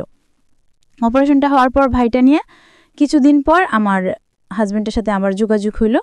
যোগাযোগ হওয়ার পর এর মাঝখানে আবার কি করছে, রাকিব নামে একটা ছেলে আমাদের গ্রামের পাশের গ্রামে, ওই ছেলে বলতেছে যে তোর মেয়েও আছে জানি, সবই জানি, কিন্তু তোরা তো আমি ছোটো থেকে চোখে রাখছি, কিন্তু তোর এখন বিয়ে হয়ে গেছে, তোর বিয়ে হোক বাচ্চা হোক যাই হোক আমি তোরে নিয়ে যাবো, আমি তোরে বিয়ে করবো, সবাইরা জানায় বিয়ে করবো, এইসব বলতো। আর ওর বোন আমার বান্ধবী ছিল নাকি, ও বলছে যে আমার বোন তোর বান্ধবী ছিল, তো ওই নাকি ছোটো থেকে বলতি যে আমার স্মৃতি, আমার বিয়ের সময় স্মৃতি পার্টি, তারপরে নয়াখানের লোক, এইসব দিয়ে বিয়ে, ও বলতেছে।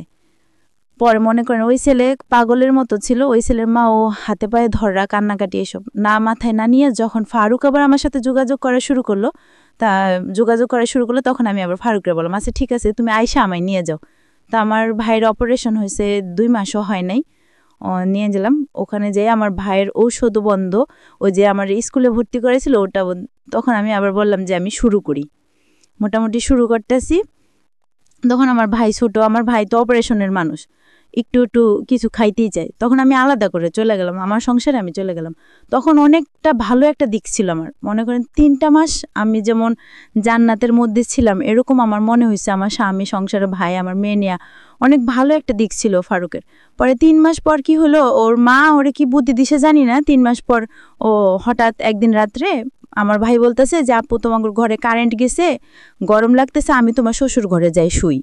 তা গেল আমার ভাইরা, আবার আমি ওখানে নিয়ে মাদ্রাসায় ভর্তি করে দিছি, তোর পড়ালেখায় ব্যস্ত। তারপর আমি আর কি বই নিয়ে বসছি, আমার শ্বশুর আছে এর মধ্যে, বলতেছে কি রে পড়া আছে? হ্যাঁ পড়ি। পড়া আছে, ঠিক আছে পড়ো, আমি কি বসা থাকবো? না। কয় ফাড়ি আছে? আমাকে না আসেনি। কয় ফারুক ফোন দেওয়া বলে তুই কই? বলে আমার আসতে দেরি হবে, তোমরা যে ঘুমায় পড়ো। তা আমি না খাইয়া বসে আছি, ও আইবো আমি খামু বা আমার মেয়ের ঘুম পাড়াইছি। রাত্রে 12টা বাজে যাইয়া ও একটা মেয়ের আইসা নিয়ে দাঁড়ায়, দাঁড়ায়। পরে আমি একটা কিছু মাথায় নিয়ে আসতেই তো পারে, কিন্তু এটা যে কে আমার ধারণা ছিল না। আনলাম ঘরে, আমি চিল্লাচিল্লি করতেছি এত দেরি করে আসছো। তারপর হঠাৎ করে খেয়াল করলাম যে উনি কে, বলে যে এটা তোমার আপা হয়। ওটা আমার আপা হয়। পরে যখন বললাম, তারপর বললাম যে আপা হয় তো ভিতরে আসেন। আসলো, তোরে আমি বললাম যে হাত মুখ দিয়ে খাওয়ার জন্য আসো, তো হাত মুখ দিয়ে গেল। মেয়েটা মাঝে দরজায় খাড়ায় আছে, নড়েও না চড়েও না, অ্যাক্টিভে দাঁড়ায় আছে। তা আমি বলতাছি যে আপারে ডাক দাও, তুমি খাইবা, উনি চায় থাকবো নি। তারপরে মেয়েটা বললো না আমি খাইছি। ফারুক কি করলো, আমার সামনে ভাতগুলা নিয়া সবসময় ওই 3 মাস ও খাইয়া তারপর আমারে খাওয়াই দিত। ওই দিন কি করলো, ও ভাত নিয়ে নাড়তেছে। তা আমি বলতেছি তুমি খাইবা কোন সময়? আমি খামু কোন সময়? এতক্ষণ ধরে বসে আছে, আমার খিদা লাগছে, তাড়াতাড়ি করো। লোকে আমি খাইয়ে আসছি। ও বাইরে থেকে ওই মতের সঙ্গে একসাথে খাইছে। তাই আমি বললাম আমি এতক্ষণ ধরে না খাই আছি, তুমি বাইরে থেকে খাইছো? কয় হ্যাঁ। পরে আছে ঠিক আছে, না খাইলে নাই, এত কিছু মনে নেই করে ও আমার ডাকতেছে যা আসো বিছানাটা কই দিয়ে যাও। তা আমি বলতেছি এ আপা হইব কই? পরে কইতেছে যে তুমি ওই রুমে বিছানা করো, ওই রুমে বিছানা করে বাবুর ওই রুমে নাও। তো যে ওয়ালকাটা ছিল ওটা আমার বাবুর নিয়ে অলগলাটা নিয়ে বলতেছি ও রুমে। আচ্ছা ও রুমে বিছনাও করলাম। তাই আমি ভাবছি ও রুমেও আমার সাথে শুইব, আপুটাই দিকে শুইব। পরে ও কি করলো, ও খাটের মধ্যে বসে আছে, আপুরা বললো যে তুমি শুয়ে পড়ো। তা আপু ওর পাশ দিয়ে যে খাটের মধ্যে শুয়ে পড়লো, ও বসে আছে, ও নড়ে না। পরে আমি বললাম কি ব্যাপার, তুমি আসো না? ও আসে না। তখন আমার মনে কিছু একটা বাড়ি খেলো। আমি সারা রাত মাঝ দরজায় বসে আছি, কিন্তু আমার কোনো কথা নাই, শুধু চোখ দিয়ে পানি পড়তেছে যে আসলে কি হইতাছে। পরে সকালবেলা আমার শাশুড়ির খবর দিলাম। খবর দেওয়ার পর আমার শাশুড়িও কিছু করলো না। 3 দিন মেয়েটা আমাদের বাড়িতেই থাকলো, কিন্তু আমার ভাইরা এক বিন্দু বুঝতে দেয় নাই যে ফারুক করে আনছে কি ভালো মন্দ। আমার ভাইরা এতটুকু বুঝতে দেয় নাই, যার জন্য আজও পর্যন্ত আমার ভাই বলতে পারে না এইসব কিছুই হয় নাই। পরের দিন যখন ওর মার সাথে আমি বললাম যেরকম এরকম করে আনতেই পারে, ভালো কথা, বিয়ে করছে ভালো কথা, আমি কিন্তু বিয়ের কথাটাও তুলি নাই। আমি যখন বলছি এ মেয়েটা কে, ও আনছে খালাতো বোন বইলা, তো খালাতো বোন ভালো কথা, তুই এক বিছানায় থাকে কি কইরা? তুই ছোট মানুষ, এইসব বুঝবি না। তো হ্যাঁ আমি মানলাম আমি ছোট মানুষ, আমার বয়স 14, কিন্তু আমার তো এতটুক বুঝার ক্ষমতা আছে এক বিছানায় কি করে শুইতে। তো পরে আমারে বললো কি যে হ্যাঁ বিয়ে করছে আনছে তো তোর কি? এটা আপনাকে কে বলেছে? আপনার শাশুড়ি? শাশুড়ি বলতেছে। তো আমার শাশুড়ির ঘরে নিয়ে যায়, আমার শাশুড়ির ঘরেই থাকে, ফালুক আমার সাথে থাকে, আমার ভাইটা মাদ্রাসায় আসে যায়, আমার ভাই কিছুই জানে না। পরে মনে করেন 3 দিন পর ওই মেয়েটা ও মেয়ের বাসায় চলে যায়। আমার ঘরে আমার অশান্তি শুরু হয়। ফারুকের মেজো বোন যেটা, ওটার হাজব্যান্ড আবার ঘর জামাই থাকে, ওটাকেই না আমার ঘরে তুললো। আমার সংসার তো চলেই, এর মাঝে ওই সংসার ওই ঘরেই থাকবে। ওদের ঘরে 2টা বাচ্চা আছে, আর ওরা আর কাদের ঘরে 2টো বাচ্চা? ওই আমার ননাসের ঘরে, ওরা এখানে থাকবে। তো এক পর্যায়ে আর কি আমি বিষয়টা মাইনা নিতে পারি না। আমি অনেক চিল্লাচিল্লি করার পরে ওরে বলি যে আমি এগুলা পারবো না। আপনার বিয়ে হয়েছে 12 বছর বয়সে, আপনার কথা যদি ঠিক থেকে থাকেন তখন আপনার বয়স 14 বছর, আপনার তখন একটা বাচ্চাও হয়ে গেছে। বাচ্চার বয়স তখন কত, 1 বছর বা 2 বছর? হ্যাঁ 1 বছর। 1 বছর। আর আলটিমেটলি হচ্ছে এই সময়ে আপনার হাজবেন্ড আরেকটা বিয়ে করেছে। ওকে, পরে ওরে আমি বলার পর আমি বলতেছি আমি থাকবো না তোর সাথে। আপনার মা কোথায় তখন? তখন আমার মা বিদেশ।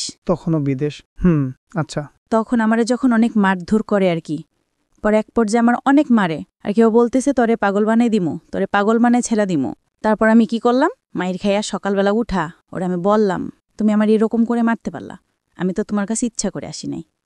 এর মধ্যে ও সবাইরে জানাইছি কি আমার বাড়ির লোক ওর বাড়ির লোক সবাইরে জানাইছো আমাদের মধ্যে কোনো একটা সম্পর্ক ছিল, আমরা প্রেম করে বিয়ে করছি, এই আমি ওর কাছে চট্টগ্রাম গেছি, কিন্তু ও আমার আনে নাই। ও জানাইছে এরকম যাতে করে আমি ফ্যামিলিতে ব্যাক করতে না পারে। ও এরকম জানাইছে যে আমি চট্টগ্রাম গেছি ইচ্ছা কইরা স্বইচ্ছায়, ও আমারে নেই নাই। আমার বাড়িতেও এটা বুঝাইছে, ওর বাড়িতেও এটা বুঝাইছে। তো আমি যখন ওর ভাত খামু, ও সংসার করমু, আমার ভিতরে তো কিছু ছিল না যে হ্যাঁ আমি ওর কথা দুই করমু। আচ্ছা ঠিক আছে, ও যা বলছে এটাই সত্যি, আমার সত্যি মিথ্যে প্রয়োজন নাই, এটা ভাইবা আমি আর ওরে কিছু বলি নাই। আমার বাড়ি তারপরে কি হইল, আপনার কি করলেন আপনি? পরে মনে করেন আমার বাড়ির লোকেরা সত্যি কিছু বলি নাই, ও আমার অনেক মারার পরে আমি যাই কেস করি। কেস করলেন? আমি জানি না ওদিকে রাস্তাঘাটও চিনি নাই। খাইয়া সকালবেলা আমার ভাইটারে আর আমার মেয়েটারে না খাওয়া অবস্থায়, এর মধ্যে মারামারির মধ্যেও আমার 1 মাস না খাওয়া রাখছে। আপনি 1 মাস তো না খেয়ে থাকতে পারেন না, মানে খাওয়ার কোনো রুটিন ছিল না? আসলে রুটিন বলতে কি আমার টোটালি কোনো কিছু খাইতেই দেয় নাই। ওই ঘরের পাশের যে ঘর ছিল না, উনি টিনের ঘর ছিল, তো আমার টিন কাইটা নিচ দিয়া খাবার দিয়া যাইতো, কিন্তু আমার শাশুড়ি জানতো না। ওইটা খাইতেন আপনি? ওটা খাইতাম। তো পরে আমার ভাই ভাইরা ওটা খাওয়াইতাম, আমার মেয়েরও ওটা খাওয়াইতাম। পরে যখন ওনারা জানতে পারলো যে উনি আমার এরকম করে খাবার দেয়, ওনার উপর কিন্তু অনেক চাপ সৃষ্টি হয়েছে। কে ছিল উনি? উনি কেউই ছিল না, ও ওদিকেরও কেউই ছিল না, কিন্তু ওখানে যায় জায়গা কিনছে, জায়গা বাড়ি প্রদেশী আর কি। তো আপনি যেটা বলছিলেন যে আপনি পুলিশের কাছে গেলেন, মামলা করলেন, কিভাবে করলেন? মনে করেন ও আমারে 500 টাকা দিছিল যে ডাক্তারের কাছে যাবি, ওই টাকাটা নিয়ে রাত্রে মাইরা আবার 500 টাকা দিছে ডাক্তারের কাছে যাই। আমি বললাম তুই আমার প্রত্যেকবার মারস, এবার আমি কিছু করুম। প্রতিবার যখন আমার মারে আশেপাশের লোকজন আমারে বলে যে তুই ওর ভাত খাইস না, ও সংসারে চলে যা। ওর আরেকটা বউ তখন আপনাদের ঘরেই? না না, তখন ওই 3 দিন থাকার পর ওই বউয়ের বাসায় চলে গেছে। আচ্ছা, পরে কি করছে? ও পেশায় কি করতো, ফারুক পেশায় কি করতো, ও গাড়ি কিনা দিছিলাম। কিসের গাড়ি? ওই মিনি ট্রাকগুলো আছে না, ওগুলা চালাতো। মানে আপনার মায়ের টাকা দিয়ে? মার টাকা দিয়ে না, কিস্তি তুলছি, কিন্তু মার থেকে নিতে হইতো কিস্তিগুলো আর কি, মার থেকে ধরতে গেলে আদায় করা হইতো। ঠিক আছে, বলেন আপনি কি করলেন? রাস্তায় যেয়ে দাঁড়াইছি, এমন অবস্থায় আমি পুলিশের কাছে যাইতে কোন জায়গায় যাইতে হইব এটাও জানতাম না। তো এক পর্যায়ে একটা লোক আমারে দেখা বলল যে কই যাবা, বল আমি এরকম মারছে, আমি কেস করবো। তো ওই লোকটা বিনা স্বার্থে বিনা ভাড়ায় আমারে নিয়ে যায় থানায়। তারপর যাই কেস লিখলো, উনি 200 টাকা রাখছিল, এরপর স্যারের কাছে নিয়ে যায়, এসআই স্যারের কাছে নিয়ে যায়। এসআই স্যার মনে করেন বলে আচ্ছা ঠিক আছে দেখবো, টাকা দেন। তো 500 টাকা আমার কাছে ছিল। তারপর কইছি আমার আছে 1 টাকাও নাই, আমি এরকম রাস্তার মধ্যে আসছি, এক ব্যক্তি আমার নিয়ে আসছে, আমি এতটুকু, এর বেশি আমার কাছে আর কিচ্ছু নাই। এটা শোনার পর ও যে কেসটা লেখছে, উনি চোখের পানি ছেড়ে দিল। এরপর মনে করেন আমি বললাম আপনি কেস যদি নেন, যদি মায়া লাগে, যদি আপনার ঘরে মেয়ে থেকে থাকে তো নেন, আর যদি না নেন তাহলে কিছু করার নেই, আমি চলে যাই। এটা বলে আমি চলে আসি। চলে আসার পর ওনার নাম্বারটা নিয়ে আসি, এসআই স্যারের নাম্বারটা আমি নিয়ে আসি। পরে আসার সময় ওই যে কেস লিখছে, উনি আবার আমার 1 কাপ চা খাওয়াইলো আর 100 টাকা দিয়ে বলল গাড়ি ভাড়াতে চলে দেবো। তো গাড়ি ভাড়াতে আসার সময় ফারুক আবার আমারে দেখছে যে আমি থানার এদিক দিয়ে আসতেছি, ও গাড়ি চালাইতেছে। পরে মনে করেন ও থানা থেকে ওইদিকে গেছে, থানার ওইদিকে গেছে, ও কিছু জানতে পারা নাই যে আমি গেছি কি ভালো মন্দ। বাসায় আইসা আমারে জিজ্ঞেস করছে কই গেছলে কাজিরাট, আমি কই কাজিরাট আমি ডাক্তারের কাছে গেছিলাম। কই কাজিরাট তো কোন ডাক্তারের দোকান নাই। তা আমি বলতেছি একজন বলছিল আছে, তো গেছিলাম, ভাই একটা বানাই টানাই বলে দিছে। পরে আমারে তো আমার মায়ের সাথে ফোন করতে দেয় না। যাই হোক, এক ভাবির মোবাইল দিয়ে ফোন করি, অনেক কষ্টে ফোন করে বললাম মা আমি তো একটা কাজ করে ফেলছি, এমনি মন মারছে, তোমারে এতদিন জানাই না। ওর কাছে আমি যতই মার খাইছি আমি কিন্তু আমার মারে জানাইনি, ঠিক আছে। পরে মনে করেন মায়েরে জানানোর পর মায়ে কয় তুই এটা কি করছস, তুই কেস কেন করছস, তুই এটা ভুল করছস। মার বললো আমারে মারছে, ওটা কি ভুল না। এটা বলার পর মা মনে করেন আর কিছু ভাবলো না, মা টিকিট কাটলো, মা বাংলাদেশে চলে আসে। মা ডাইরেক্ট আমার শ্বশুর বাড়ি আসে কেস করে 1 সপ্তাহ পর। এর মধ্যে আমার মারধর করতো, আমি হসপিটালও আমার নিয়ে যাওয়া হয়েছে, যারা হসপিটাল নিছে তারাও মার খাইছে আমার জন্য। এরকমভাবে মারতো, আর যতবার মারতো তো ওই আমার বাবা যেমন আমার সামনে রেখে আমার মারে মারতো না, ওরকম আমার মেয়েটারে আর আমার ভাইটারে সামনে রেখে আমারে মারতো। তো হয়তো বা ওই সময়টায় আমার ভাইটারে নিয়ে গেছিলাম দেখে আমি জীবিত আছি। আজ পর্যন্ত যতবার মারছে আমারে মাইরা ফেলার চেষ্টা করছে, ততবার আমার ভাইটা সামনে যায় দাঁড়াইছে। আর পরে ওরা আর কি করব, ওরা আর কিছু করার নাই। মাই গেল, মায়ে যাওয়ার পর মা অনেক টাকা পয়সা ভাঙলো কেসের মধ্যে। আমরা যদি 5,000 খাওয়াই ওরা 10,000 খাওয়াই, ওরা যদি 10,000 খাওয়াই আমরা 20,000 খাই। এরকম করতে করতে এক পর্যায়ে কেসটা কিভাবে ওরা নামাই নিয়ে এসে পড়ছে টাকা দিয়ে। তো কি করছে, মা বলতেছে 3 দিন পর মা বলতেছে কয় আমি বাসায় চলে যাই, আমার তো ঘর দরজা ঝাড়তে লাগবো। এতদিন পর 3-4 বছর 2 বছর ধরে ঘরটা এরকমভাবে পড়ে আছে, তুই আয়। তো আমি বলি মা আমি তো আসার পর মতো 7-8টা মাস ধরে কেসটা কি হইল? তারপরেও কেসটা কি হলো নাকি? কেসটা আর হয় নাই। পরে টাকা দিয়ে সব মীমাংসা কইরা একদম মাটি পুরা ঠান্ডা, কোনো কথা নাই। পরে মা চলে আসার পর মা এক জায়গায় দিয়ে আমার বাইটা তখন বন্যায় আমার ঘর, ঠিক আছে, আমার মার্ডার করার মনে করেন 1 মাস আগে নাজিলাট বন্যা হয়েছিল, হয়তো শুনছিলেন, চট্টগ্রাম তোলা গেছিল পুরা। তা আমার ঘরে প্রায় আমার বুক সমান পানি, আমার ঘরের পিড়া টিরা সব কিছু নিয়ে গেছে, শুধু আমার ঘরটা পাখা ছিল দেখে। আমার ঘরটা টিকে ছিল একটা স্রোতার মুখে। তো এই মনে করেন আমার শুধু 2টা টিনের জন্য আমার ঘরটা ছিল। পরে আমার ভাই আর আমার মা বিদেশ থেকে আসার পর আমার যে মারছে ওদিকে না চেয়া আমি বলছি যে মা আমি ওর ভাতই খাম। মানুষ কত কষ্ট করে ভাত খায় না, গাজরের ভাত খায়, জোয়ার ভাত খায়, আমি ওর ভাত খাম। তারপরও বলছেন আপনি ফারুকের ভাত, আমার একটা মেয়ে আছে আমি খাম, কারণ আমার মায়ও ও বাবারে রাইখা চলে আইছে, আমিও যদি চলে যাই তাহলে মানে আপনি চিন্তা করেছেন যে আপনার মতোই যদি আপনার মেয়েটার ফিউচার হয়? যাতে না হয় সেজন্য। পরে কি করলাম, মারে এইসব বুঝে আমারে বাসা পাঠিয়ে দিলাম। মা আসলো, মা এসে 3 দিন পর মনে করেন আমার উপরে আবার মারধর করার পর আমি বললাম যে আচ্ছা ঠিক আছে আমারে মারধর করিস না, আমি বাসা থেকে ঘুরে আসি, আমি আবার চলে আসবো, বাসা থেকে ঘুরে আসি। পরে বলতেছে তুই তো গেলাবি না। পরে কইতেছি না আমি। তখন গ্রামের মানুষ একটা প্রশ্ন তুললো, কি কয় তোমরা যে বিয়ে করছো এই বিয়ের প্রমাণটা দাও। আমারে বলতেছে বিয়ের প্রমাণ দিতাম। ও বলে আমরা কোনো বিয়ে করি নাই, এতদিন আমরা অবৈধ সংসার করছি। এটা যখন ও বলে তখন আমি বলি যে ওই যে লেখালেখি দেখছি, আমি বলি না আমি আলহামদুলিল্লাহ কইছি ঠিকই, কিন্তু আমার তো এতটুকু খেয়াল আছে যে ও সময় কিছু লেখালেখি হয়েছিল। পরে বলতেছে আচ্ছা ঠিক আছে ও প্রমাণ দাও। ও বলে না এর কোনো প্রমাণ নেই। আমার বিয়ে তো হয়েছিল কক্সবাজার চকরিয়া, ওই ঠিকানাটা আমার মারেও দেয় না আমারও দেয় না। এক পর্যায়ে আমি বললাম আচ্ছা ঠিক আছে তুই ঠিকানা দিবি না ভালো কথা, আমিও অসুস্থ, তুই আমারে টাকা দে আমি বাসায় যাম। কই আমি তোর 1 টাকাও দিতাম না, তুই যদি বাসা থেকে সুস্থ হয়ে আইতে পারস তাইলে তুই যা, কিভাবে যাবি, তারপর আবার চলে আসস। তারপর আমি মার থেকে টাকা নিয়ে 800 টাকা নিলাম, টাকা নিয়ে বাসায় চলে গেলাম। বাসায় চলে যাওয়ার পর মারে বললাম বুঝাইয়া যে মা আমি ওর ভাত খামো না, বাস এতটুকুই। এরপর ওই ওদের গ্রামের মাতবর চেয়ারম্যানরা বলতেছে কি ব্যাপার তুমি প্রমাণ দিতে পারতাছো না, তাইলে সত্যি সত্যি এতদিন অবৈধ সংসার করছো। পরে আবার আমি আমার মা থেকে মনে করেন খোঁজে টোজে টাকা নিয়ে যেই জায়গায় বিয়ে হয়েছিল ওই জায়গাটি গেছি আমি, ওই জায়গাটায় যাইয়া ওই কাজিরে খুঁজে বাইর করছি আমি একা, আমার মেয়ে আমার মার কাছে আর আমি একা। ওই কাজিরে চট্টগ্রাম চকরিয়া যাইয়া ওই কাজী মতিনরে খুঁজে বাইর করি। খুঁজে বাইর করার পরে ওই কাজির অনেক বুঝে টুঝে টাকা পয়সা কিছু দিয়ে আমার বন্ধু বান্ধব কতগুলো ছিল, ওই যে বন্ধু বান্ধব গুলো কিন্তু আমার না, বন্ধু বান্ধব ওরই, ওই যে আমার মেসেঞ্জার বুঝাইছে, ফেসবুক বুঝাইছে যে এই যে দেখ ফেসবুক এমনে চালায়, মেসেঞ্জার এভাবে চালায়, এভাবে চেটিং করে। তো ওর বন্ধু বান্ধবগুলোরই আমি ফোন দিছি এরকম এরকম। তখন ওর বন্ধু বান্ধবগুলো ওর হয়ে আর একটাও কথা কয় না, সবাই আমার হয়ে কথা বলে। পরে আমি যখন বুঝা বললাম যে ভাই আমি তো এরকম কাবিনের কাগজ নিতে আসছি, তো আমারে দেয় না টাকা ছাড়া, আমার কাছে তো যাওয়ার বাড়াও নাই। এটা বলার পর পরে বলতেছে আচ্ছা ঠিক আছে আমরা দেই। তারপর ওনারা 4-5 জন ম্যানেজ করে আমার 5,000 টাকা দেয়, ওইটা দিয়ে আমি কাবিনের কাগজটা তুলে নিয়ে যাই। কিন্তু নিয়ে যেয়েও কিছু করতে পারিনি, ওই ছবিতুল্লাহ ইমোতে মাতবরের কাছে দিছিলাম। তারপর কি আমি ওর ভাত খামো না। এর মধ্যে আমার বাবা কি করলো, 12 বছর পর আমার মারে বলল কি আমার মেয়ের সাথে এত বড় অন্যায় হয়েছে। যেই বাবা নিয়ে বলতো যে ও আমার জন্মের না, ওই বাবা বলতেছে আমার মেয়ের সাথে যখন অত কিছু হয়েছে আমি কি শেষ দিকে ছাড়ুন।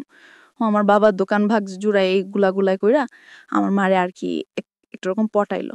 মায়েরে পটানোর পর মা বলতেছে 12 বছর পর যখন ও মেয়ে স্বীকার করছে এর জন্য এত কিছু করতেছে বা করব, তাহলে ওরা আমি আনতেই পারি। গ্রামের সবাই বলছে দেখ তুই ওরে আনিস না, আমার বাবারে ডাইরেক্ট ধুইয়া ধনা করছে যে ওরে কিন্তু তোর সংসার আবার আনিস না। তো আমার মা আনছে, আনার পর আমরাও ভাবছি বাবা পাইছি দুনিয়া পাইছি। তো বাবা পাইছে দুনিয়া পাইছে এটা ভাইবা বাবারে খুব হাসি মুখ করে অনেক 6-7 দিন সংসার কাইটা গেছে। পরে আমি বললাম যে আমি কিছু একটা করবো হয়তো আমার মেয়েটার ভবিষ্যৎ অন্ধকার, এটা বলার পর 1 সপ্তাহের মধ্যে আমার মারে পুরো আমার মা এতদিন যে বিদেশ করছে যা ছিল আমার বাবা হাত করে নিচ্ছে। মানে এইসব কাজ করে ধান্দাবাজি করে। তো আমার মারে কিভাবেই করছে এসব করে আমার মাও বুঝতে পারে নাই যে আমার মারা একদম সর্বশান্ত করে দিছে। তারপরে আমার মা কি করলো, 1 সপ্তাহের মধ্যে এরকম পরপর আমি বলতেছি, আমার বাবাও কি করলো, আমার মায়ের সাথে আবার ঝগড়াঝাটি। তো যখন বলল তুই এরকম করলে কোনো লাভ নেই, এখন সবকিছু তো আমার বাবার। বাবা বলতেছে মারের কথা বলার পর মা বলে আচ্ছা ঠিক আছে সবকিছু তোমার, তাহলে তুমি সংসার চালাও। কই চালামু, আমি ভুষা মাল রাখছি, ভুষা মালের জন্য তুই টাকা দে। মা বলে আমি টাকা দিব, কই যা ছিল তোমার তো দিয়ে দিছি, কই কিস্তি তুলা দে। শেষ পর্যায়ে মা একটা কিস্তি তুলা দেয়। কিস্তি তুলা দেওয়ার পর বাবা ওই কিস্তির টাকা নিয়ে বাবা চলে যায়। তো ওই সময় আমাদের সংসারটা এরকম পর্যায়ে যায়, একবেলা খাই তো আরেক বেলা তাকায় থাকি। তখন আমি বললাম মা আমি কিছু একটা করবো। তো মা কি করলো, বয়স বাড়ায়া আমার জন্ম তারিখ হলো 2002 সালের এপ্রিল মাসের 3 তারিখে। তো আমার জন্মের 1995 সালে না কয় সালে আর কি, আমার 25 বছর করে একটা পাসপোর্ট করে, জন্ম নিবন্ধনের কার্ড করে 11 দিনে আমার মা পাসপোর্টটা বের করে। ওকে টাকা দিয়ে ধার কইরা টাকা নিয়ে আমার পাসপোর্ট করছে, আমার বাহিরে পাঠাই দিন। বাবা 1 মাস পর আবার আইসা বলতেছে আমি সংসারের হাল দুর্মু, মায়েরে বিদেশ পাঠান লাগতো না, মায়েরে বিয়ে দিমু। আমার মেয়েটা আছে বলতেছে নাপি, আমি বলবো মায়া বিয়ে দি। তখন আমি জানতাম না, কিন্তু আমি খোঁজ নিয়ে দেখছি এমন একটা ছেলের সাথে বিয়ে দিতে চায় যে মনে করেন আমি মনে করি যদি গরিবের ভাতও খায় না বাস্তলেও থাকে তাও সুখ আছে, কিন্তু যারা নেশা করে তাদের ভিতরে সুখ নেই। এটা জানার পর আমি মনে করেন বাবার সাথে অনেক রাগারাগি, অনেক কিছু পরে আমি আবার ফারুকের সাথে যোগাযোগ করা শুরু করি লুকায় ঠুকা। আমি চলে আসার পর বাবা 3 মাস আমার মোবাইলটা বন্ধ রাখে। বন্ধ রাখার পর ফারুক আমার ফোন দিয়ে পারি না, আমিও ফারুকের কাছে ফোন দিতে পারি না। তো ও ভাবে যে ওর ভাত খামো না, এই জন্য যোগাযোগ করি না। তো এটা বাবার পর ও আমার টেনশন মাথা থেকে ছেড়ে দেবে। ওই যে আগে একটা বিয়ে করছে, ওই বিয়ের পরও আমাদের নারায়ণগঞ্জ এর মধ্যে এদিকে এসে একটা গার্মেন্টসের মেয়েরে বিয়ে করে। মানে ও সে বিয়ের পরে আছে আর কি। হ্যাঁ, পরে আমি জানতে পারি, যে কোনোভাবে জানতে পারার পর ওটা বলি যে তুমি এরকম এরকম বিয়ে করছো। বিয়ে করছি, ঠিক আছে, তুই যদি নারায়ণগঞ্জ আইসা আমার জন্য টাউনে আইসা কোনো একটা কাজকর্ম ঠিক করস, তাইলে আমি তোর কাছে এরপর একটা বাসার লবি তুই আর আমি থাকমু। তো আমি বললাম যে বাবা আমি বিয়ে করবো না। তখন আমার বাবা মারে অনেক মারধর করে, আপনি আবার চলে যান ফারুকের কাছে, চলে যাই কেন আমার কাছে আসেন, আপনি যান। যে রাজি ছিলেন। হ্যাঁ, পরে বাবা আমারে অনেক মারলো। মনে করেন আমারে তো বাবুর আব্বু মারছে, ফারুক তো আমারে মারছে, কিন্তু ফারুকের থেকে দ্বিগুণ আমার বাবা আমারে মারছে। পরে মা আমার জন্য অনেক মার খাইলো। পরের দিন আমি বললাম যে আমি থাকবো না, আমি জেলা যাবো। তো কিছুতেই আমার ঘর থেকে বের হইতে দেয় না আমার মা। পরে কি করলাম, বললাম আমি খালা বাসায় যাবো, আমার কাছে ভালো লাগতেছে না, আমি ভালোবাসা যাবো এটা বইলা আর 40টা টাকা নিয়ে আমি ঘর থেকে বেরিয়েছি, গাড়ি ভাড়া নিয়ে আর কি 40টা টাকা দিয়ে ঘর থেকে বেরিয়েছি। এরপর আমি পাসপোর্ট করতে যে একটা মেয়ের সাথে ওই সেন্টারে থাকে না, ওই সেন্টারে একটা মেয়ের সাথে আমার পরিচয় হয়েছিল। ওই মেয়েটার আমি কল করলাম যে শাপলা আমি তো এরকম বাসা থেকে বেরোয় চলে আসছি, এখন আমি তোমার কাছে যাবো, আমি আর খালার গোল বাসায় গেলাম না, আমি ঢাকাটুঙ্গি আবদুল্লাপুর চলে আসি মেয়েটার কাছে। মাথায় তিক দিয়ে আমার মেয়ে কই গেছে, মা তো পুরা পাগল, বাবা পুরা আর কি ছড়াই দিছে যে অন্য ছেলের সাথে রিলেশন ছিল, অন্য গেছে এরকম। আর এর মধ্যে আমার যে মোবাইলটা ছিল ওখানে আর কি আমার দেবর, তারপর হইলো ওর গ্রামের আশেপাশে বা অন্য যারা গাড়ি চালায় তো 2-1 জনের নাম্বার ছিল না, ওরকম নাম্বারগুলা নিয়ে সবাইরে আমার বাবা বিরক্ত করলো যে কার সাথে গেছে আমার মেয়ে, এগুলো আসলে লোক দেখানোর জন্য। পরে আমার বাবা এরকম করার পরে আমি চলে আসলাম। তারপর ওই ফেসবুকে ওরই বন্ধু এক আনোয়ার, ও মান থাকে, ও কি করলো হঠাৎ করে আমার ফোনে ফোন দিল। তখন আমি ওই শাপলার কাছে, যে মেয়েটার সাথে আমার পরিচয় হয়েছিল ও মেয়েটার কাছে, শাপলার কাছে। পরে কি করলাম, ও শাপলার কাছে যাওয়ার পর আমি ঘুম, আনোয়ার কল দিছে আমারে, কল দেওয়ার পর আমি রিসিভ করে না, ও রিসিভ করে বললো যে মিম কই, হলে মিম তো ঘুমাইতেছে, ও তো অনেক অসুস্থ, ও তো বাড়ি সেরা চলে আসছে, ওর বাবার অনেক মারধর করছে, ও তো এখন চলে আসছে, ও কি কিছু খাইছে। ওই আনোয়ার আবার আমার প্রতি একটু দুর্বল ছিল, এটা আমি জানতাম না, তখন জানলাম আর কি ও কি কিছু খাইছে। পরে শাপলা বললো মা খায় নাই, আমার কাছে টাকা নাই, খাওয়াইতে পারি নাই। ওই ছেলে আবার কি করছে, আমারে কিছু না বলে আমার সাথে, কিন্তু ওর সাথে তখন ওরকম কোনো সম্পর্ক নাই, বন্ধু যে বন্ধু হিসাবে কোনো সম্পর্ক নেই। ও কি করলো, বললো যে তুমি এখন বিকাশের দোকানে যাও। ওই মেয়েটা সাথে সাথে বিকাশের দোকানে যাওয়ার পর 10,000 টাকা দেওয়ার আমার খাওয়ানোর জন্য, কিন্তু আমি জানি না। পরে মেয়েটা আমারে নিয়ে আমারে কিছু বলে না, আমার ফোনে আর ফোন দেয় না। ওই শাপলার নাম্বার নিয়ে শাপলার সাথে যোগাযোগ করে, আমি কেমন আছি ভালো আছি কিনা শাপলারে জিজ্ঞেস করে, আমি তো আমারে জিজ্ঞেস করে, পরে শাপলা আমারে খাওয়াইতেছে দাওয়াইতেছে খুব ভালো। এর মধ্যে আরেকটা ছেলে, ওর নামটা আমি ভাঙতে যাইতেছি না, ওই ছেলেটাই মেসেঞ্জারে আমারে, ওই ছেলেটার সাথে আমার অনেক দিন ধরে যোগাযোগ, আমার মেয়ে আছে, আমার কিভাবে সংসার ফালায় আমি আসছি, আমার বাবা মারে মারধর করে, টোটালি সব জানে ফেসবুকে। হ্যাঁ, মেসেঞ্জারের কতগুলা গ্রুপ থাকে না, ওই গ্রুপ থেকে সব জানে। সব জানার পর তারপর ও বলল কি ওরে কিন্তু আমি প্রথম আঙ্কেল ডাকছিলাম, ওই ছেলেটারে প্রথমে আমি আঙ্কেল ডাকছিলাম। পরে ওই ছেলেটা বলে যে, আমি বলতেছি যে এক পর্যায়ে যখন আমি ওই টুঙ্গি আব্দুল্লাহপুরে চলে আসি, এরপর আস্তে আস্তে আমি ওই মেসেঞ্জারে কথা বলা শুরু করি ফারুকের সাথেও আর ওর বন্ধু বান্ধবের সাথেও, আর আমার কিছু বন্ধু বান্ধব আছে ওদের সাথে। এরকম করতে করতে অনেক বন্ধু বান্ধব হয়ে গেল। তো ওই ছেলেটা বলতেছে যে তখন আমার ফেসবুকে সবাই ভাবদি নামে চিনতো, তো যেখানেই মারিয়া নামটা শোনে ওইখানেই আমার হাজবেন্ড ফারুক আমার ভাইরাল করে, ওই অন্য মানুষের বডিতে আমার ফেস টেস্ট লাগায় ভাইরাল টেরাল করে অপমান করে। তো আমার এক ফ্রেন্ড আমার মিমাক্তার নামে একটা আইডি খুলা দিল, তো মিমাক্তার নামে আইডি খুলা দেওয়ার পর ও তখন থেকে আমার মিম মিম বলে। যখন ওই ছেলের সাথে আমার পরিচয় হলো, ওই ছেলের সাথে পরিচয় হওয়ার পরে আমি বলতাছি যে এরকম এরকম, আমার একদিন জিজ্ঞাসা করতেছে যে তোমার সমস্যা কি, তুমি কারোর সাথে বেশি মিশো না কেন, আর তোমারে দেখলে সবাই তো অপমান করে কেন। এটা যখন বলছে তখন আমি সবকিছু ওর কাছে ভাঙ্গা বললাম। তখন ও আমারে বললো আমার একটা বোন আছে, ও ইন্ডিয়া চলে গেছে, ওর নাম আমার নাম যেটা, ওর নাম ওইটা। তো এক পর্যায়ে বললো যে তুমি যদি আমাদের এখানে আসো তাহলে আমি কাজ ঠিক করে দিতে পারি তোমারে। তো আমি এতটুকু বিশ্বাস নিয়ে গেছিলাম, আর যাওয়ার আগে আমার এতটুকু ভরসা দিছিল যে ওর কাছে যাওয়ার পর আমার কোনো ক্ষতি হইব না, আমার গায়ে একটা আছরও লাগবো না। যাওয়ার পর যেটা হইলো, কিছুদিন ভালো হয়েছিলাম, একটা বাসায় উঠলাম, উঠার পর ওই ছেলের সাথে মনে করেন ও আমারে কাজ ঠিক করে দেয়, কাজ টাজ করি। পরে এক সময় এক পর্যায়ে ও আমারে কি করলো, আমার অনিচ্ছাকৃত ভাবে, ও আমার পুরোটা যায় না, ও আমার সাথে জোর করে মনে করেন ফিজিক্যাল ভাবে একটা, হ্যাঁ, পরে এরকম করতে লাগলো। এরকম করতে করতে তিনবার আমার সাথে এরকম বাজে, এরকম হয়েছে। বাচ্চাটা তখন আমার মার কাছে। তো আপনি ছেলেটার কাছে কেন গেলেন?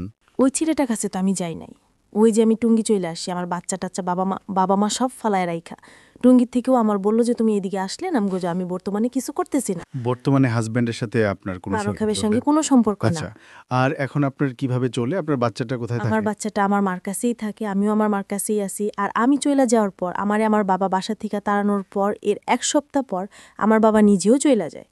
সেটা নাই বা জানলাম, আজকে এই ঘটনাটা পুরোটা শোনার সময় আমি যথেষ্ট ধৈর্য হাঁটিয়েছি বিকজ অফ গল্প বলার স্টাইলে, কিন্তু আমার কাছে মনে হয়েছে যে বলার সুযোগ দেওয়া উচিত। যারা ধৈর্য ধরে শেষ পর্যন্ত শুনেছেন তাদেরকে বেশ কয়েকটা কথা বলার জন্য, এবং এই কথাগুলো যে খুব বেশি নতুন তা না। একটা যেটা হচ্ছে কি প্রথম কথা হচ্ছে যে আপনার আসলেই আগারাত তেমন কোনো দোষী নাই। আপনি বর্তমানে বয়স হচ্ছে 18 বছর, আপনি এর মধ্যেই আপনার বাচ্চার বয়স 4 বছর, যাকে কোলে করে নিয়ে এসছেন আপনি, এবং আপনি যে ভাইয়ের কথা বলছিলেন সেই ভাইও আপনার সঙ্গে বোধহয় এসছে। জি। আচ্ছা, তো প্রথম কথা হচ্ছে মিম আপনার এই 18 বছর বয়সে কোনো দোষী নেই। আপনি যতগুলো ভুল এখানে করেছেন, আপনি বয়সের খাতিরে সবগুলো ভুলের এক ধরনের মাপ পেয়ে যান। কেন পান আমি সেটা বলি। কারণটা হচ্ছে এই 18 বছর বয়স বা 20-22 বছর বয়স ম্যাচুরিটির জন্য খুব বেশি বয়স না। মেন্টাল ম্যাচুরিটি যেটাকে আমরা বলি, মানসিকভাবে পরিপক্ক হওয়া বাংলায় যেটাকে বলে, তো সেটার জন্য বয়স তেমন কোনো বয়স না। কিন্তু এই 18 বছরে আপনার জীবনে যত বড় বড় ঝড় গেছে, সেটা সারা জীবনেও অনেক মানুষ সেটা ফেস করে না। আপনি আজকে কষ্ট করে এখানে এসছেন, গল্পটা বললেন, এবং আমি জানি বাংলাদেশের অনেক মেয়ের, প্রত্যন্ত গ্রামাঞ্চলের অনেক মেয়ের জীবন গল্পই হয়তো আপনার মতো। তো সেই জায়গাটা থেকে আমি আপনাকে রিকোয়েস্ট করব, মূল ফোকাসটা হওয়া উচিত আপনার লেখাপড়া। এখনও মাত্র 18 বছর বয়স আপনার। এই লেখাপড়া এবং পাশাপাশি কিছু কাজ করে নিজের পায়ে, কারণ আমার এখনো ইচ্ছা করে পড়ালেখা করতে, কিন্তু আমি যে আজকে এখানে আসা হয়েছে আমার, ঠিক আছে, আমি আসছি, ঠিক আছে আমি আসছি, কিন্তু আমি যাইবো কি করে এটা কিন্তু এখন আমার ঠিক নাই। মানে আপনি অর্থনৈতিক সাপোর্টের কথা বলতেছেন, হ্যাঁ, কিন্তু আপনার ইচ্ছা থাকলে সেটা সম্ভব। মানে আপনি যদি ইচ্ছা করেন, এখন হ্যাঁ আপনি বলছেন আপনার সামর্থ্য নাই, কিন্তু আপনার, আমি যদি মনে করি সামর্থ্য নাই, তার মানে আপনি বসে থাকতে পারেন না, আপনি নিশ্চয়ই খাওয়া দাওয়া করবেন। তার মানে আপনার, মানে খাওয়া দাওয়া বলতে আমি যেটা বোঝাচ্ছি, আপনার 3 বেলা ঘরে খাবার নাই, তার মানে কি আপনি মরে যাবেন না নিশ্চয়ই। খাবারের ব্যবস্থাটা নিশ্চয়ই হয়ে যাবে। ওই যে আপনি বললেন না যে টিনের পাশে প্রতিবেশী আপনার টিন কেটে খাবার দিত আপনাকে 1 মাস, তাহলে আল্লাহ আপনার রিজিক রেখেছিল, আপনি খেয়েছেন ওখানে। আপনার একটা প্যাশন থাকতে হবে যে না, আমাকে সার্ভাইভ করতে হবে, আমাকে বেঁচে থাকতে হবে, আমাকে লেখাপড়া শিখতে হবে, আমার লেখাপড়াই হচ্ছে আমার মুক্তি, এটাই হচ্ছে আমার রাস্তাটা। আপনি যদি এইভাবে চিন্তা করেন তাহলে দেখবেন যে লেখাপড়াটা আপনার কাছে আসছে, আপনি শিখতে পারছেন। জীবনের যত নাটকীয় ঘটনা ঘটে, যত ভালো ভালো রেজাল্ট আসে, তার পিছনে একটা মানে খুব শক্তিশালী একটা বলা যেতে পারে না পাওয়ার মতো একটা ঘটনা থাকে। লাইক আপনি এখন যে অবস্থার মধ্যে আছেন, কিন্তু আপনাকে বিশ্বাস করতে হবে যে না, আমি এই জায়গাটা থেকে বের হয়ে আসতে পারবো। আপনি যদি মনোবল যদি শক্তিশালী থাকে, আল্লাহ আপনার পাশে আছেন, সব সময়ই আছে। প্রিয় শ্রোতা, আমি শেষ করছি আজকের এই জীবন গল্প। অনেক লম্বা সময় ধরে বললাম, আমি জানি বাংলাদেশের অনেক মেয়ের পারিবারিক যেই নিরাপত্তা বেষ্টনী, সেখানে অনেক বড় সমস্যা আছে। তো সব কথা শেষ কথাটা হচ্ছে এটাই যে আমরা যেন আমাদের সন্তানদেরকে ওই নিরাপত্তা বেষ্টনীর মধ্যে রাখতে পারি পারিবারিকভাবে, এটা তাদের জন্য খুব খুব খুব প্রয়োজন, খুব প্রয়োজন। Thank you so much. প্রিয় শ্রোতা, আমরা এতক্ষণ মিমে গল্প শুনছিলাম। তো প্রিয় শ্রোতা, আপনি আপনার গল্প বলতে পারেন আমাদের অনুষ্ঠানে। আপনি আপনার গল্প বলতে কল করুন স্ক্রিনে থাকা নম্বরে। প্রিয় শ্রোতা, এতক্ষণ আমাদের সাথে থাকার জন্য ধন্যবাদ জানিয়ে আজকের মতো এখানে বিদায় নিচ্ছি। আমি এম এ নাইম। দেখা হবে অন্য কোনো আমার গল্পে। খোদা হাফেজ।